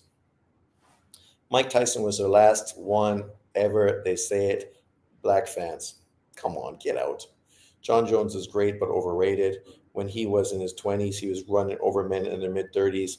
Now he's old. He doesn't want to give Aspinall the chance.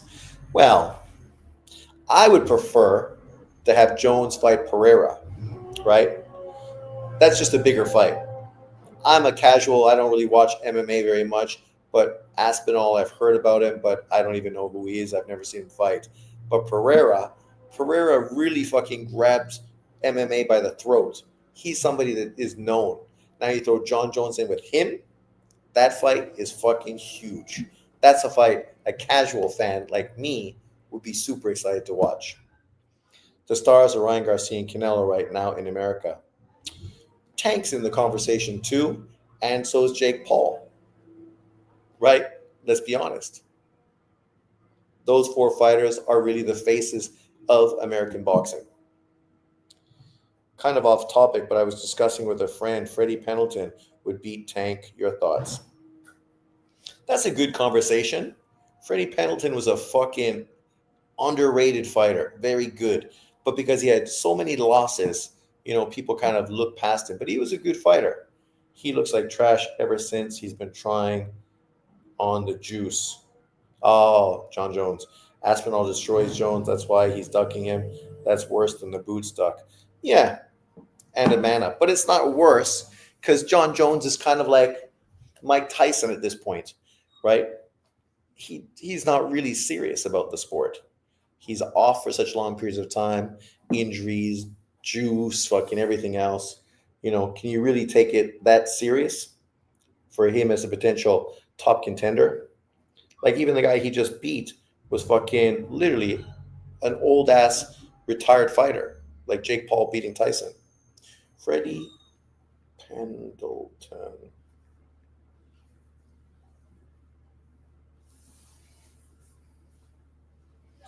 Fearless Freddy. There he is. See, according to John Boxing, if you fought a guy like this, then you're a bum basher and cherry picker. But that's, what casual fans say. 47, 26, and 5. Stopped 7 times in 26 losses, 35 KOs. Pendleton was great. But, 5'8", 72-inch reach, that shit would be problematic for fucking Tank Davis for sure. Also had legitimate power, right? Let's go back early in his career before he was, even though early in his career, he also fucking getting beat, right? You have the wrong promoter.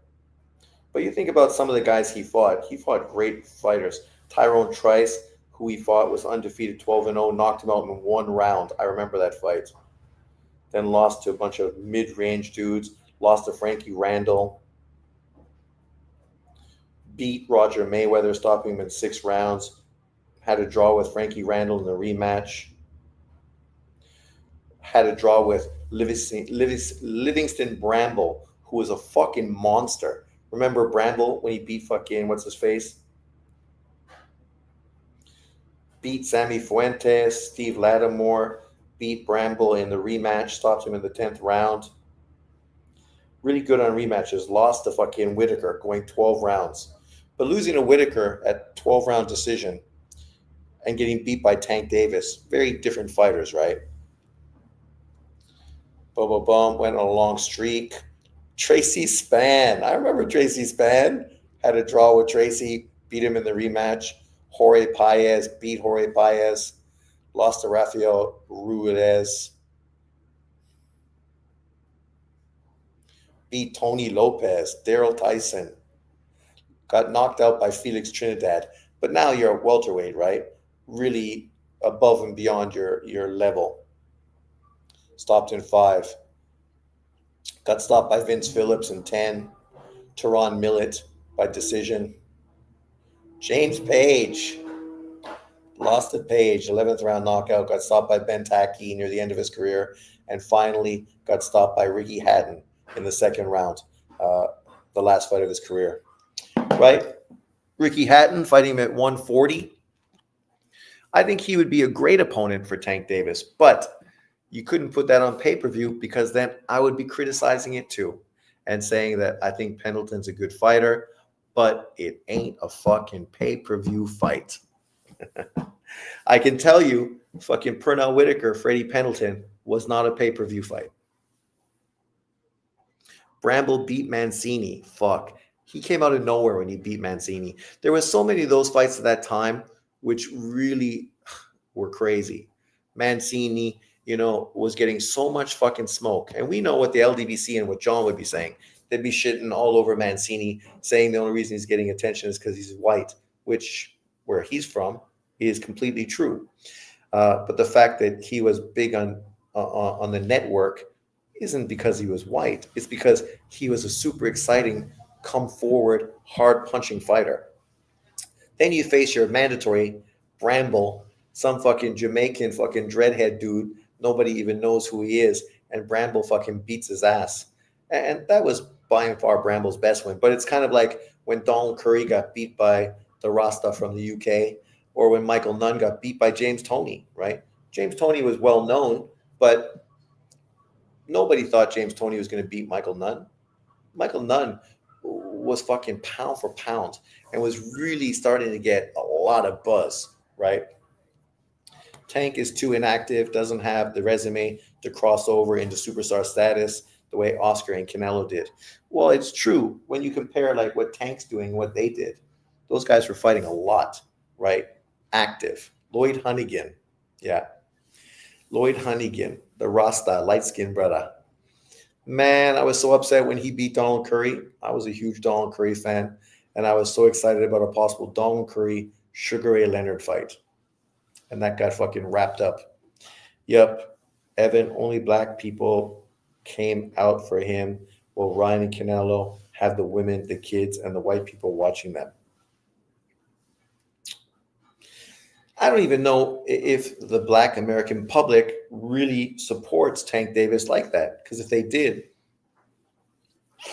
then his pay-per-view numbers should be better. Frank Martin was a solid opponent. Not a pay-per-view opponent, but solid opponent. And that fight did terrible numbers. Terrible. Right? It is what it is. You can't hate on Tank Davis because he's fighting a quality opponent. But when I said it's not a pay-per-view fight, it's because it's not. It's not a pay-per-view fight. Just like fucking Lamont Roach is not a pay-per-view fight. They don't, because they don't give them the fights they want. Yeah, true. That's the fact. You fight Frank Martin or fucking Lamont Roach, casual fans, black, white, Hispanic, Asian, they ain't interested. If you actually look at what Oscar did before the age of 27, I don't think there are any fighter in history that ever accomplished what he did. Oscar is very underrated, right? He fought everybody. And when we look at his resume early on in his career, like Floyd gets tons of credit for beating what's-his-face, that Mexican champion, who had one loss in his resume before Floyd fought him. And then he retired after the Floyd fight. Oscar beat him first, right? Oscar also beat Gaddy first. Nobody talks about him beating those guys, but Floyd gets tons of credit for beating a guy Oscar beat, and then Gaddy, who Oscar already beat as well. And then, Oscar fought everybody. Fucking legitimate elite fighters in their prime. Yeah, Genaro Hernandez, right? People act like fucking Floyd did something nobody had done before, and him beating Genaro Hernandez was somehow legendary. But Oscar already knocked out an undefeated fucking Gennaro Hernandez before Floyd fucking stepped in the ring with him. So, what did Floyd do that hadn't already been done? Oscar beaten Hernandez before Floyd did. I think age 27, he fought 5 times in a year, all tough fights. He fought everybody, right? And he unified fights, fought unification fights against other world champions. I know people that are Floyd fans say that everyone just ducked Floyd. Floyd wasn't a big fucking name. He wasn't a money man. So people weren't chasing after him for money. They were chasing after Oscar. Oscar fought Mosley, Trinidad Vargas, all in their prime. De La Hoya fought 5 times in 97. Insane. Floyd paid Hernandez's funeral, ordained to him. He was great for Hernandez, gave him a shot at the belt. Yeah, that's great. And that's what lots of boxers have done throughout history, right? And you should do. Because if you have as much money as Floyd, you should give back to the sport. Kind of like Golovkin is doing right now, right? That's what Golovkin is doing to the sport of boxing, trying to make sure the Olympics keeps boxing. Oscar got 15 pound for pound for sure. He a gold medalist as well. Like Oscar De La Hoya, like let's be serious. You might not like him. He's a bit of a fucking dick. And I'll be fair, I was never an Oscar De La Hoya fan. I like Pernell Whitaker. I thought Pernell Whitaker won. I know people tell me, come on, Sean, you got to go back and watch that fight. And maybe I do, but I haven't yet because I don't want to be proven incorrect. But when I watched the fight, I felt that Pernell Whitaker won. And I'm sticking to it. God damn it. And then you think of Mosley. Mosley was on the PEDs when he beat Oscar, at least in one of those fights, right? You retire at 39-6. Floyd Mayweather never gave you the rematch, right? And we think about, what was it, 97? 97. So he fought undefeated Miguel Angel Gonzalez. And Miguel Angel Gonzalez was a monster lightweight. Beat him in 12 rounds, then faced Pernell Whitaker the same year, 41-1, beat him, then faced David Camus, 28-1, and then faced Hector Macho Camacho, and then faced Wilfredo Rivera. Imagine that. 5 fights that year. Camacho, Whitaker are Hall of Famers. Angel Gonzalez, I don't think he's a Hall of Famer, but obviously, he was an undefeated lightweight world champion. David Camus, Wilfredo Rivera, 2 very solid fighters. What a year. 98, 2 fights. 99, 3 fights. Corte, Obakar, and Trinidad. Think about that. Think about fucking that. You fight Ike Corte, Obakar, and then Felix Trinidad, and got robbed in that Trinidad fight, all in 99. That shit's crazy. There's nobody fighting that level of opponent back to back to back in one fucking year. I've rewatched, and I think Oscar did enough to win. Everybody tells me he won, and that's okay. I watched it the first time live, and since then I've never seen the fight again. Fought all the best, and 97 year was legendary stuff. That's why he became the first pay-per-view king. Prime Oscar was different. He put in the work that made the Golden Boy Promotions first Hall of Fame boxer turned promoter, Hall of Fame promoter as well. I don't know why people hate on him. He is great for boxing. He's a pioneer. Well, it's because he's a mental case, and his personal life seeps into boxing, and that's what people are critical of. Obakar fought everyone. He made Floyd cross over to mainstream. Without him, Floyd would not be pound for pound king. Facts. Rewatch. You want me to rewatch? Is that what you're saying, Darkness? Don't we always have this debate? Don't you always tell me that Oscar won? I like to live in my head and pretend that Pernell Whitaker was robbed in the Ramirez fight, that he was robbed in the fucking Chavez fight, and he was robbed in the fucking Oscar De La Hoya fight. Did Oscar give Kid Schofield the go-ahead to fight Shakira? I'm not sure. I hear mixed information, but I assume that Monday we're probably going to have everything confirmed. Easter, So obviously people are busy. Wasn't Tyson the pound for pound king? Once again, John, you're talking about a lightweight fighter compared to a heavyweight. See, this is why pound for pound rankings were made, John, because people wanted to give Sugar Ray Robinson his due respect because these guys were never going to get as much attention as the heavyweights. This is the same conversation just fucking 100 years later. Oscar De La Hoya was a lightweight that was putting up heavyweight pay-per-view numbers. So, and what Oscar De La Hoya did compared to what Mike Tyson did shows you the complete difference. If Oscar De La Hoya would have done what Mike Tyson did, he would never have sold a fucking pay-per-view. He would never have been a superstar. Because getting beat by Buster Douglas in Japan and fighting a bunch of old guys to become undisputed doesn't really make you a pay-per-view star. Tyson always had Chavez on his pay-per-view undercards that helped. Well, Tyson always had great undercard pay-per-views, right? That's what they did in the old days to help elevate. Even Floyd Mayweather did that when he consistently had Canelo Alvarez on his undercards, knowing that was going to bring the Mexican fan bases to the fight cards and the pay-per-views. That's why Canelo said, fuck that. Either you're going to face me or I'm not going to be on a pay-per-view anymore. And that's the reason why why Floyd fought him at that time. Yeah, I don't know how Mike Tyson's so popular, but not a pay-per-view star. That's so weird.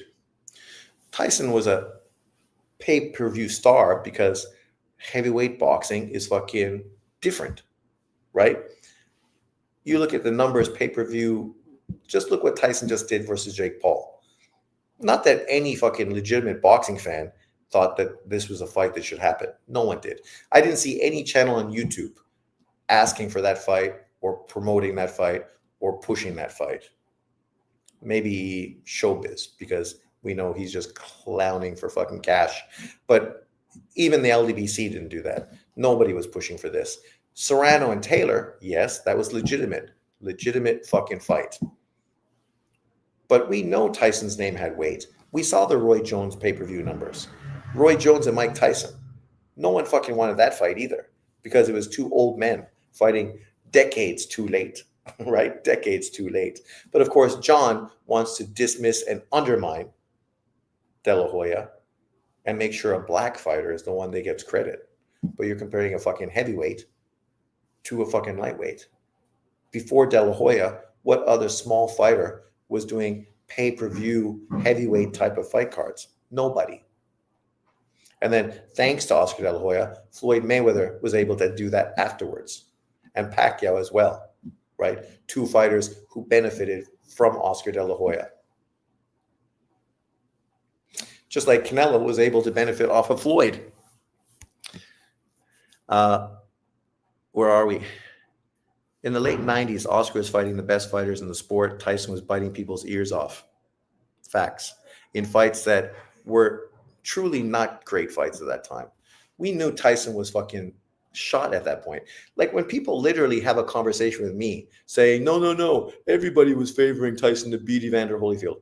Who the fuck is everybody? Maybe I was just Evander Holyfield fanboy. But Mike Tyson coming out of prison was never the same fucking Mike Tyson. Even against marginal fucking opponents. So I had no doubt that Evander Holyfield was going to beat him. And Lennox Lewis, everybody knew Lennox Lewis was going to beat fucking Tyson. Tyson was a shell of himself, mentally checked out. We ate pizza at Tyson fights and WWF pay-per-view events. In the 90s, Oscar was fighting the best fighters in the sport. Tyson was biting people's ears off. Like I said, Chavez helped sail Tyson's pay-per-views. De La Hoya Tyson on my all-time rankings. Leonard used to do great numbers. He did. Leonard was a star. I love Leonard. Leonard truly was my favorite fighter. Obviously, I was too young to be a Muhammad Ali fanboy. That was my dad and my grandfather. But that's what got me into boxing. But Leonard was the one that sold me on boxing. Mike had a history of throwing fights for money. I don't know why anyone ever watched that Paul Tyson fight. Laugh out loud. Everyone knows that was up. You think Canelo would have bigger anyway in America without Oscar promoting him? No, Oscar being involved obviously helped. And obviously the Floyd fight, all of that stuff benefited Canelo Alvarez, right? Because when did you have a non-English speaker really be super successful on pay-per-views? Probably Pacquiao was the one exception to that, but even he spoke English, right? Tyson was 25-1 favorite. 25-1 versus Jake Paul. Vegas treated fucking. I saw, because that's not boxing fans. That's casual sports fans that are stupid. All the girls I went to fucking elementary school with who fucking were in their feelings that Tyson intentionally threw the fight versus Jake Paul. And it was like, you guys are stupid. Like, that's why casual fans and real fans, it's different. When real fans talk about boxing, you got to understand casual fans have a whole different fucking mentality. I feel he wouldn't. That's why he's ungrateful with Oscar and Golden Boy. So I get why Oscar feels betrayed by Canelo. But that's because Canelo started to take advantage of him. Oscar also left Bob Arum, who built him up. So what's the difference? There's no difference. Floyd also left Bob Arum to join fucking Oscar De La Hoya and Golden Boy Promotions. So Oscar really helped build Floyd up and make him a pay-per-view king. But John won't say that. He won't give Oscar any credit at all. That's Mexican bias. Anything Tyson was doing Chavez a favor by having him on his card. Oh, get out, Jay. You're fucking stupid.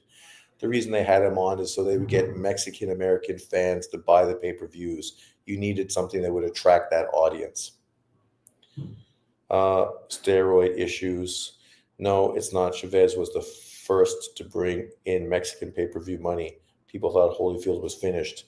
Yeah, not me, but maybe you did. But everyone knew Tyson was finished. What had Tyson done up until that point that made you feel that somehow he was Tyson of old? You know, that's the thing. Tyson's name always had that killer mentality, even when he came out of prison and was a shell of himself and was never illegit, never great again at that point. And then even now, his name still sells. Bullshit. Chavez being on those undercards definitely helped. Chavez was huge in the 90s. Huge. Huge. His son was more respected than Canelo Alvarez.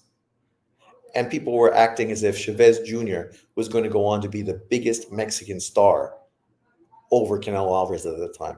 Why? Because of his dad and his name recognition. Tyson helped Chavez to become a star by having him on his undercards. J.A., you're fucking ridiculous. Chavez had a whole fucking country behind him. He sold out 100,000 stadium in Mexico for his fight. I don't remember who he fought. He didn't need Tyson to make him a star in Mexico. In America, Mexican-American fans already fucking knew he was a star. Black fans never liked him, didn't care about him, didn't support him, and they still don't. So stop. Chavez didn't need anyone's support but the Mexican people's. Exactly. Like, this is the problem with people like him, J.A., pushing his stupid narratives. Andre, let's fight. Put him up. Put up your dukes. Put up your dukes. Right? Like, no one is shitting on Tyson. But any fucking great pay-per-view has a solid undercard. The same reason Golovkin brought Roman Gonzalez on his undercards. The same reason why, Boots is bringing Bam Rodriguez on his undercards, trying to build up the ticket so that it becomes more entertaining and more diverse. This is why PBC fight cards primarily are filled with Mexican-American fighters, because they know the headline, Tank Davis is fighting, so Black Americans are going to come and watch Tank fight. But how are you going to get everyone else to come watch fight? You fill the card up with Mexican fighters to get them to come in and support these other fight cards as well. And that's how you fill out a pay-per-view. You can't be one-dimensional when you're trying to market and sell something. Oh my God, you don't understand the point. The point is, it's talking about what a superstar he was, that 100,000 Mexican fans came out to support him in a stadium. Oh my God, you must be mad about boots ducking and you're venting. Exactly. Who got winning the rematch, Fury or Usyk? I'm favoring Fury. Yeah, right now PBC just using Mexican stack cards lately. Exactly. I can't take you seriously. I see you change personalities in different chat rooms. You notice black PBC fans mad about that? All Mexican fighters need is Mexicans and Mexican American support. If they have Mexican American and Mexican support, they're going to have solid careers and make good money if they have good people around them that aren't stealing from them and robbing them blind. I mean, think about Roberto Duran, Panamanian, right? He made millions of dollars, not because black American fans supported him.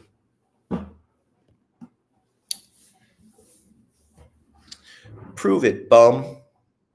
Machado is a hell on earth for Boots fans right now. I'm a Boots fan. I don't think it's hell on earth. It's just one of those situations that makes him look bad right now. But if he gets that Stanionis unification fight, then you can go, see, I'm thinking legacy, not money. Jay is still mad about Boots ducking. Let him vent.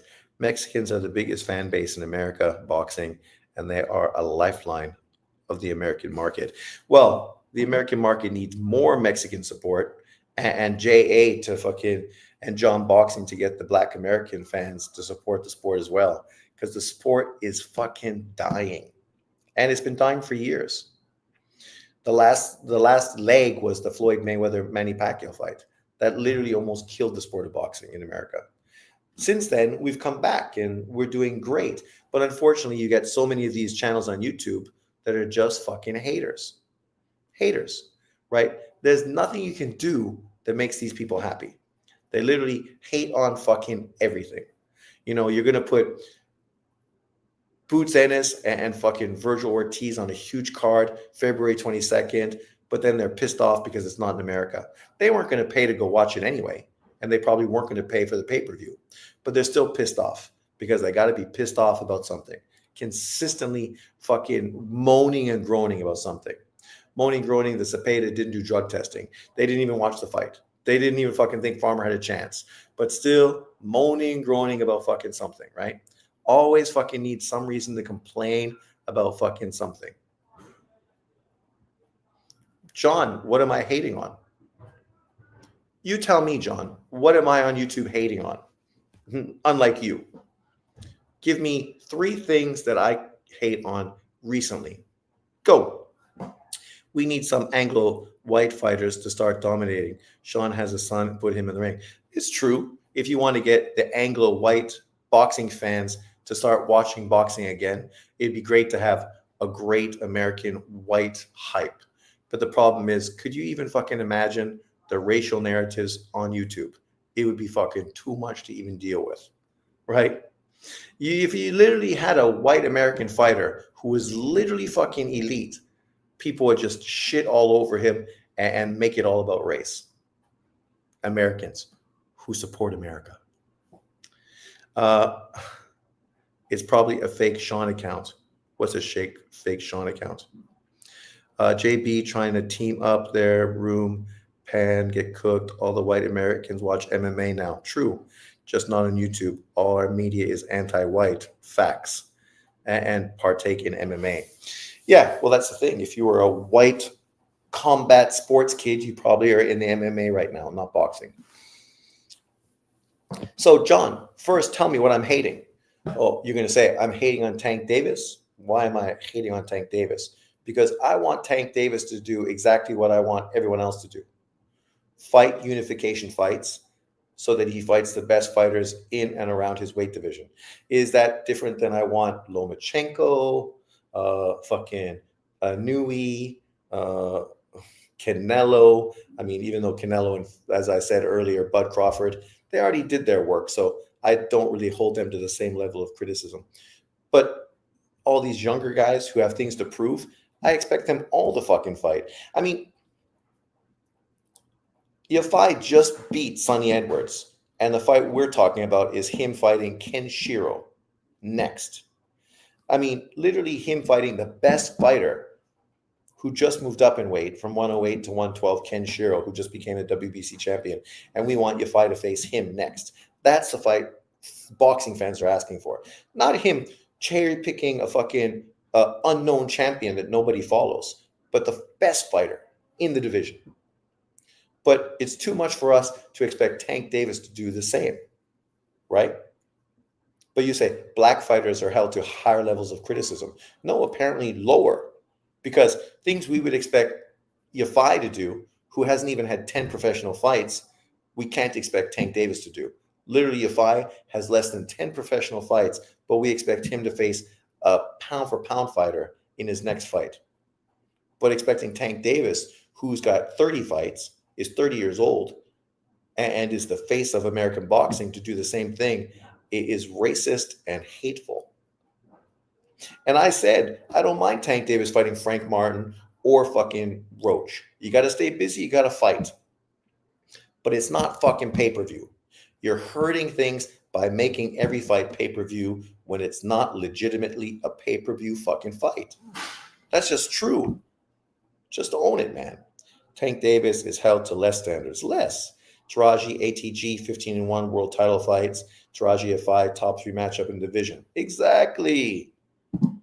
When is fucking Tank going to take a top 3 fucking matchup in the division? And actually, I think it's the 2 best fighters in the division. Black fighters are held to less standards. Who is your favorite 3 fighters right now, Sean? Not the best, your favorites. My favorites? Beterbiev, Lomachenko, Anui, and then maybe under Anui, Bam, and then Bud, and then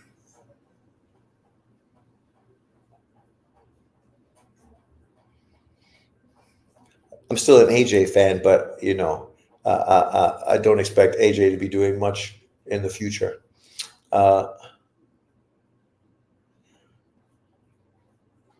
That's 5.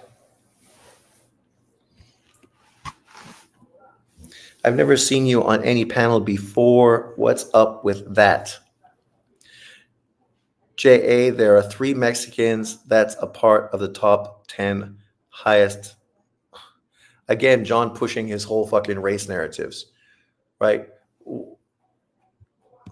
What John doesn't want to tell you is what he just exposed himself already for when he tried to downplay and criticize Oscar De La Hoya by saying that Tyson was the king of pay-per-view at that time. But he's comparing heavyweights to smaller fighters. If you look at most of the most successful pay-per-view fights, they're all heavyweights because it's different. Now you're talking about smaller weight fighters who are never going to be pay-per-view stars, right? Have you ever had a fighter that was a pay-per-view star under 147 pounds? Don't say Tank, because he ain't a pay-per-view star. And if he's a star, then Ryan Garcia is a star too. And those two are an anomaly, because when was the last time you had a pay-per-view star outside of Oscar De La Hoya at 140, 135 pounds? You haven't, because it's not fucking normal. Even Pacquiao and Floyd were both at 147 when they became pay-per-view stars. So what John is doing is consistently pushing his same old bullshit. It's like saying, how come there's no pay-per-view Japanese stars? Because they all fight at smaller weight classes. And again, when you talk pay-per-view, you're talking American. So again, American-centric, right? He's the same guy that thinks somehow Floyd Mayweather has done the biggest fights in boxing, but doesn't understand fucking Frazier Ali had fucking 1 billion people globally watch that fight. 1 billion. But okay, John, again, with you, it's all about race. Yes, the black fighter is the best. We understand, John. Oh, sorry. Black fighters are the best. Black fighters dominate. Mexicans are shit. Yet every PBC card is full of Mexican fights. Floyd Mayweather only fought on Mexican holidays against Mexican fighters, full of Mexican fucking cards. But yes, it's the black American dollar that sells boxing in America. And I guess that's why America's boxing is fucking dying and why now it's all going to Saudi Arabia. So good job. Let's keep that black dollar working because it's doing so much, so well, so good, so now. That's why fucking Tank Davis's Lamont Roach fight might do 150,000 pay-per-view buys. Might. Maybe. If you cross your fingers. These Mexican fighters that are all these undercards today, very low ratings and have never been on pay-per-view. See, once again, John, this is when you expose your stupidity, right? When you get two things and then you put it together, it becomes bigger than two. You would think it's 1 and 2, and it's 2. But you get one big thing and another big thing, and you put together, and all of a sudden it becomes bigger. This is what these Mexican undercards are.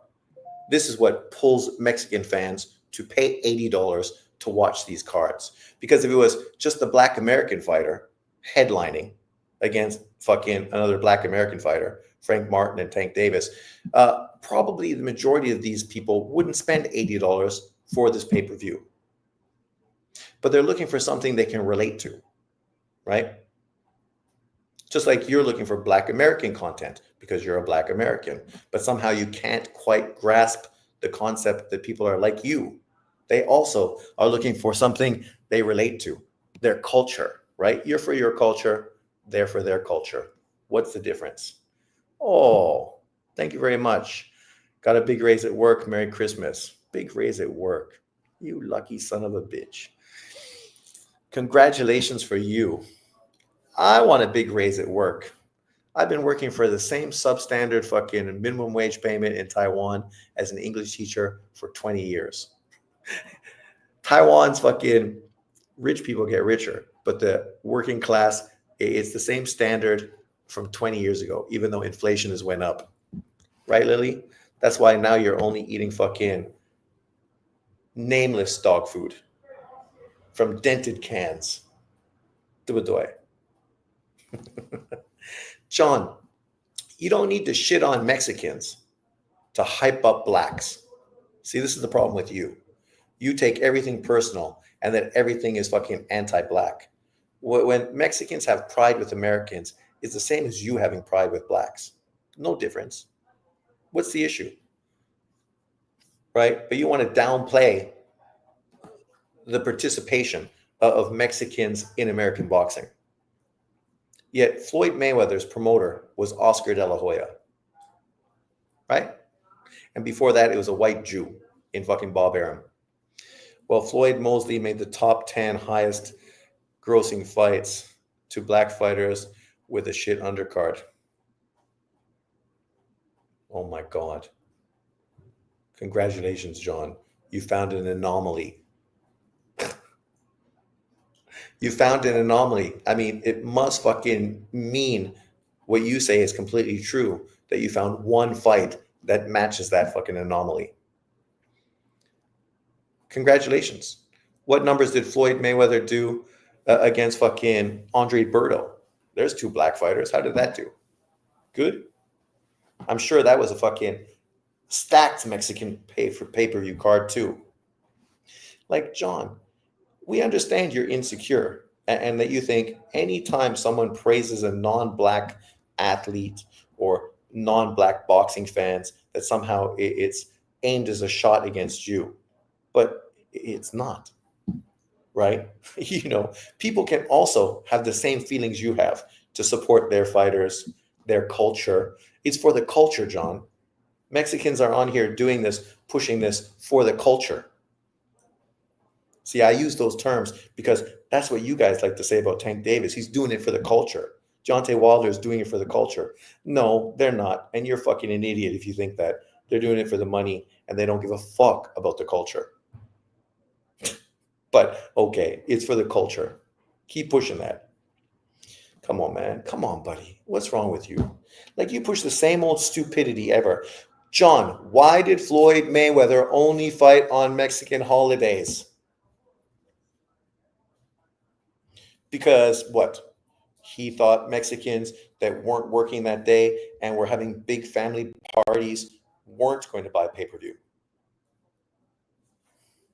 Even though he did what his promoter told him to do. Who was his promoter? Oscar fucking De La Hoya, who only fought on Mexican fucking holidays to use the Mexican fan base to fill up his pay-per-views. Right? You can't make this shit up, John. That was the fucking system in place. And now Canelo's doing it too. It goes through fucking generations. And they consistently are still doing the same thing because they understood the significance. Who fights on Juneteenth? Is that a date? Does anyone fucking know what day that is? Is it something people pay attention to? I just heard about that holiday like fucking 2 years ago, Juneteenth. Seems like a made-up holiday to me, but then again, all holidays were made up. Do they have big pay-per-view cards on Juneteenth where all black families get together and buy pay-per-views? Is this a thing yet? So why is Valdez versus Navarrete on free TV? It's because it wouldn't sell on pay-per-view. Jay, you're a fucking tool, right? Like, obviously, you're mentally retarded.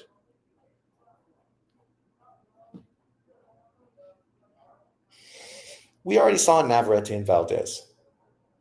ESPN also never does pay-per-views. Like, literally.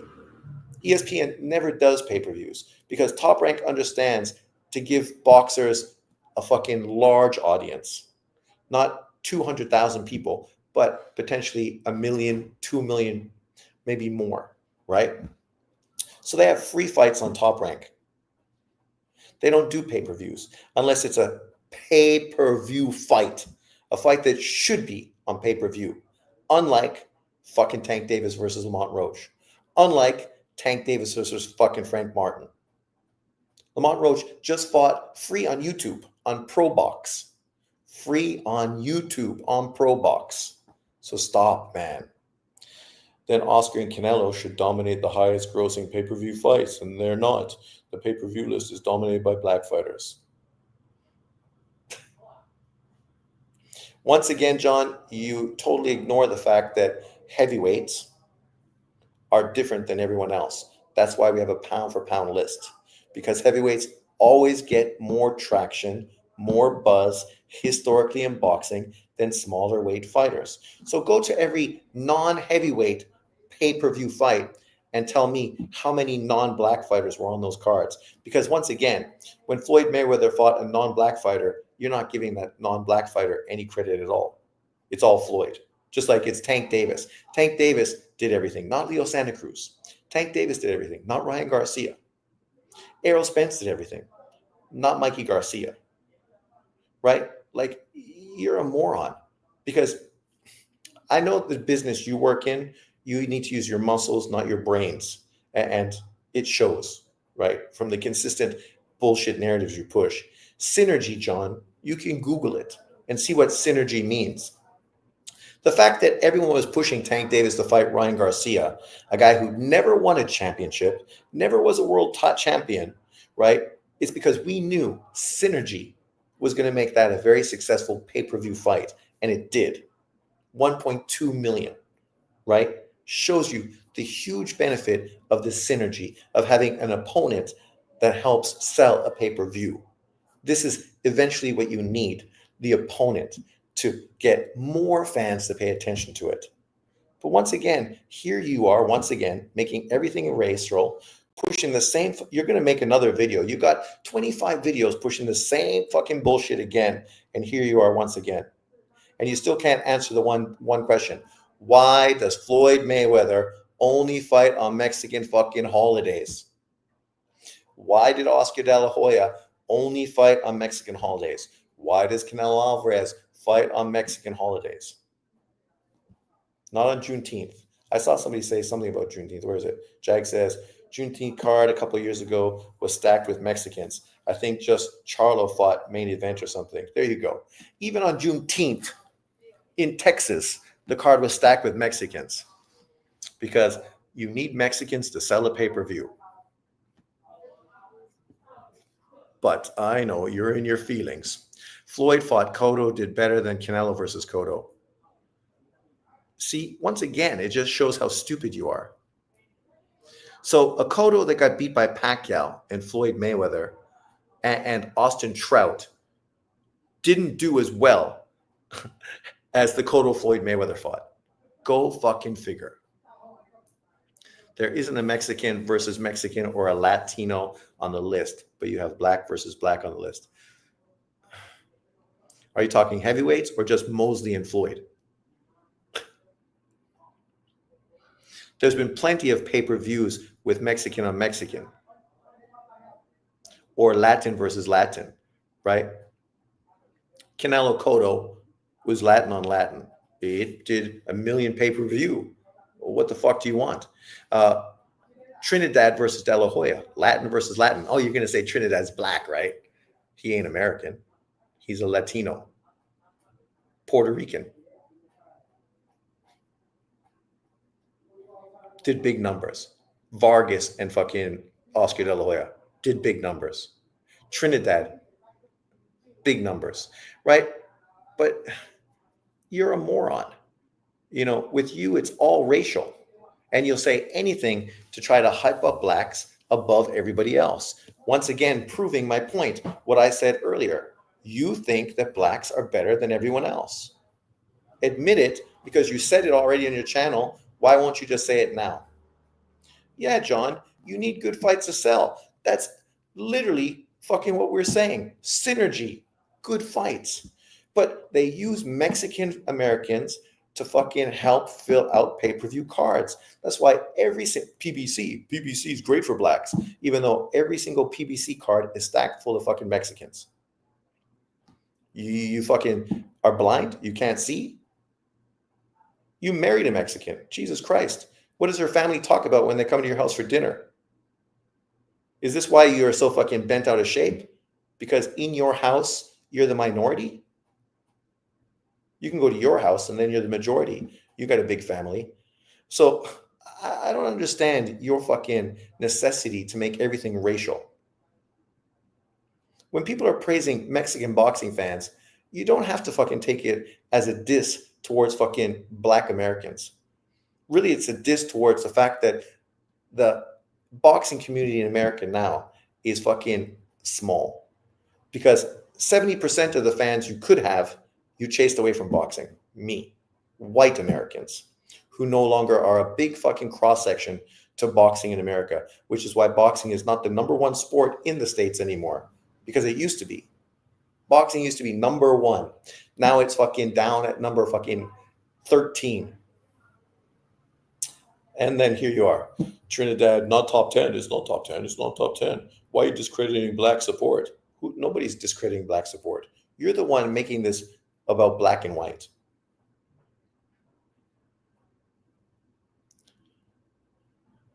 No, John, not personal. I just brought up a question.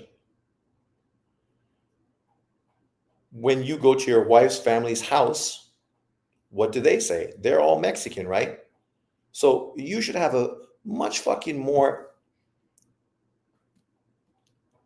unfucking biased opinion than you have. You should have a much more open-minded fucking opinion, considering half of your family are Mexican. But yet you still have this fucking us against the world mentality. You're not white American, Sean. Sure I am. What am I if I'm not white American? I'm from North America. My ancestors are exactly the same as every white American as well. Kind of cooked you, bro. You need a comeback. Just imagine Nelo's number if they had his fights on pay-per-view in Mexico. Yeah. But you wouldn't do that, right? because they're not trying to rape the Mexican fucking boxing fan like America is doing. And a lot of that is blaming on the boxers who fucking are asking for too much money. Canadians aren't real people. We're the best people. I'm not a trans black woman. I identify as a fucking non-binary black. I don't know what would be the next word because I can't say a woman or woman because I'm non-binary. I don't cook. Don't get cooked. Sean John, you know this dude because you stay frying in. Sean Newton, didn't you make a video calling Hatman Strikes Back and Boxing Beats and Rhymes racist back in the day?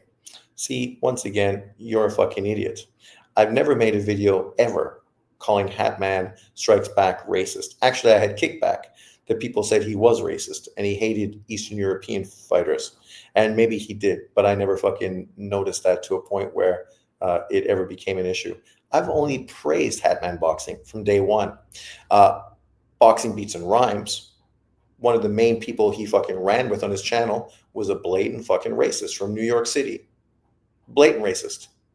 Even called out by Beats and Rhymes. Yet he's fucking attached to the people he hangs out with.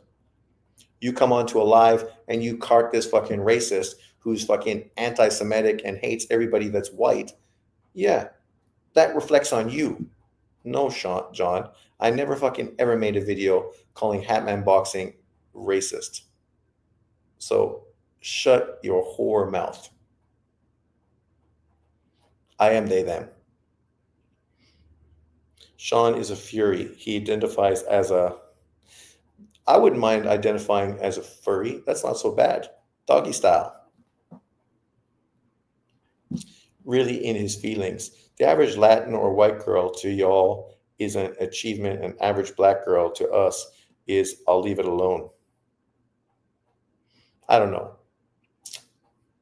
When I was in high school, I was chasing after a lot of the sisters and doing very well. But maybe that's because the alternative was Italians, and that never really worked too well. Then university, it was the sisters, and became far more diverse. Then I moved to Vancouver, and it became Asian girls, and so I moved to Asia. Your sister gets in her feelings when she's getting slammed by BBC.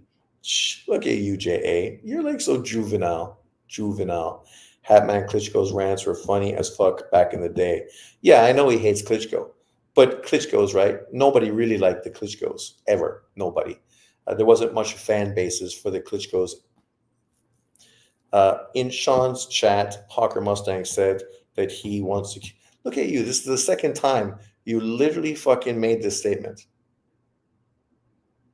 And literally... I fucking don't recall ever hearing anyone on my chat say they wanted to kill black babies. Because if they did, you know what I would do, John? Unlike you and the people that leave racial comments on your channel, I would delete that comment. Right? That's the difference between you and me. So maybe Hawker Mustang did say that, and I'm sure I deleted it from my chat. But of course, we can't go check because you had my channel closed. So everything you say is hearsay, because you have no fucking way to validate it. So good job covering my tracks. Most Asian girls I have ever seen in Vegas this summer. I was surprised how many were there. Oh yeah, fucking Vegas. The Asian sisters love Vegas because they got lots of money to roll out, right? I don't have a sister, but your mom's learning how to make tamales so she can be a homeowner. Nah, bro, you are wrong. I'm with my since high school. I don't discriminate. You're not talking to me, I'm sure. You're the leftist Democrat in this chat. That was me before, but I've been changed. You're welcome. The Klitschkos were too dominant, as I remember. It wasn't funny just watching them win unless they had fought each other. Well, it wasn't that they were dominant. The one was good, but then the fact that Lennox Lewis ducked him in the rematch, that was unfortunate. And then obviously he never sort of got the leverage he could have if he would have got that victory. And then the brother had a very boring style after getting knocked out a few times. Talking about pro-abortion, that is a left-wing stance. A Mex brought your mother out the ghetto, so have some respect.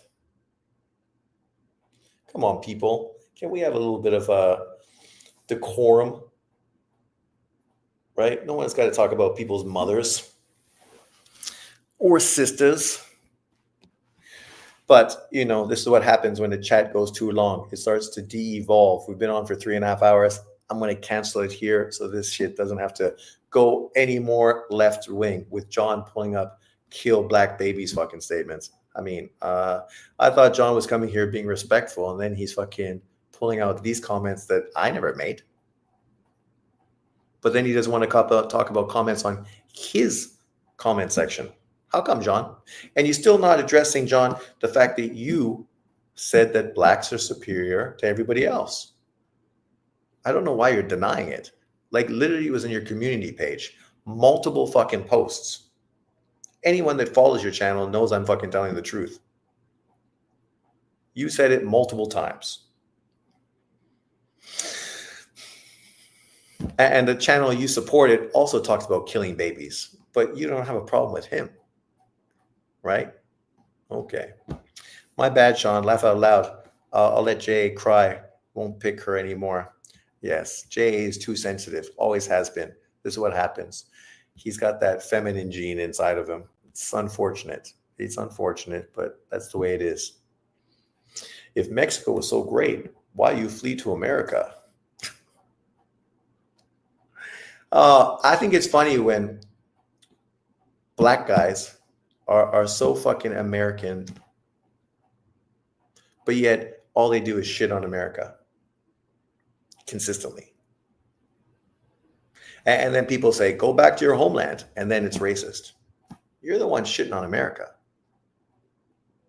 If you don't like it, you can always go somewhere else. See, I went somewhere else. I left Canada and moved to Asia. It's easy.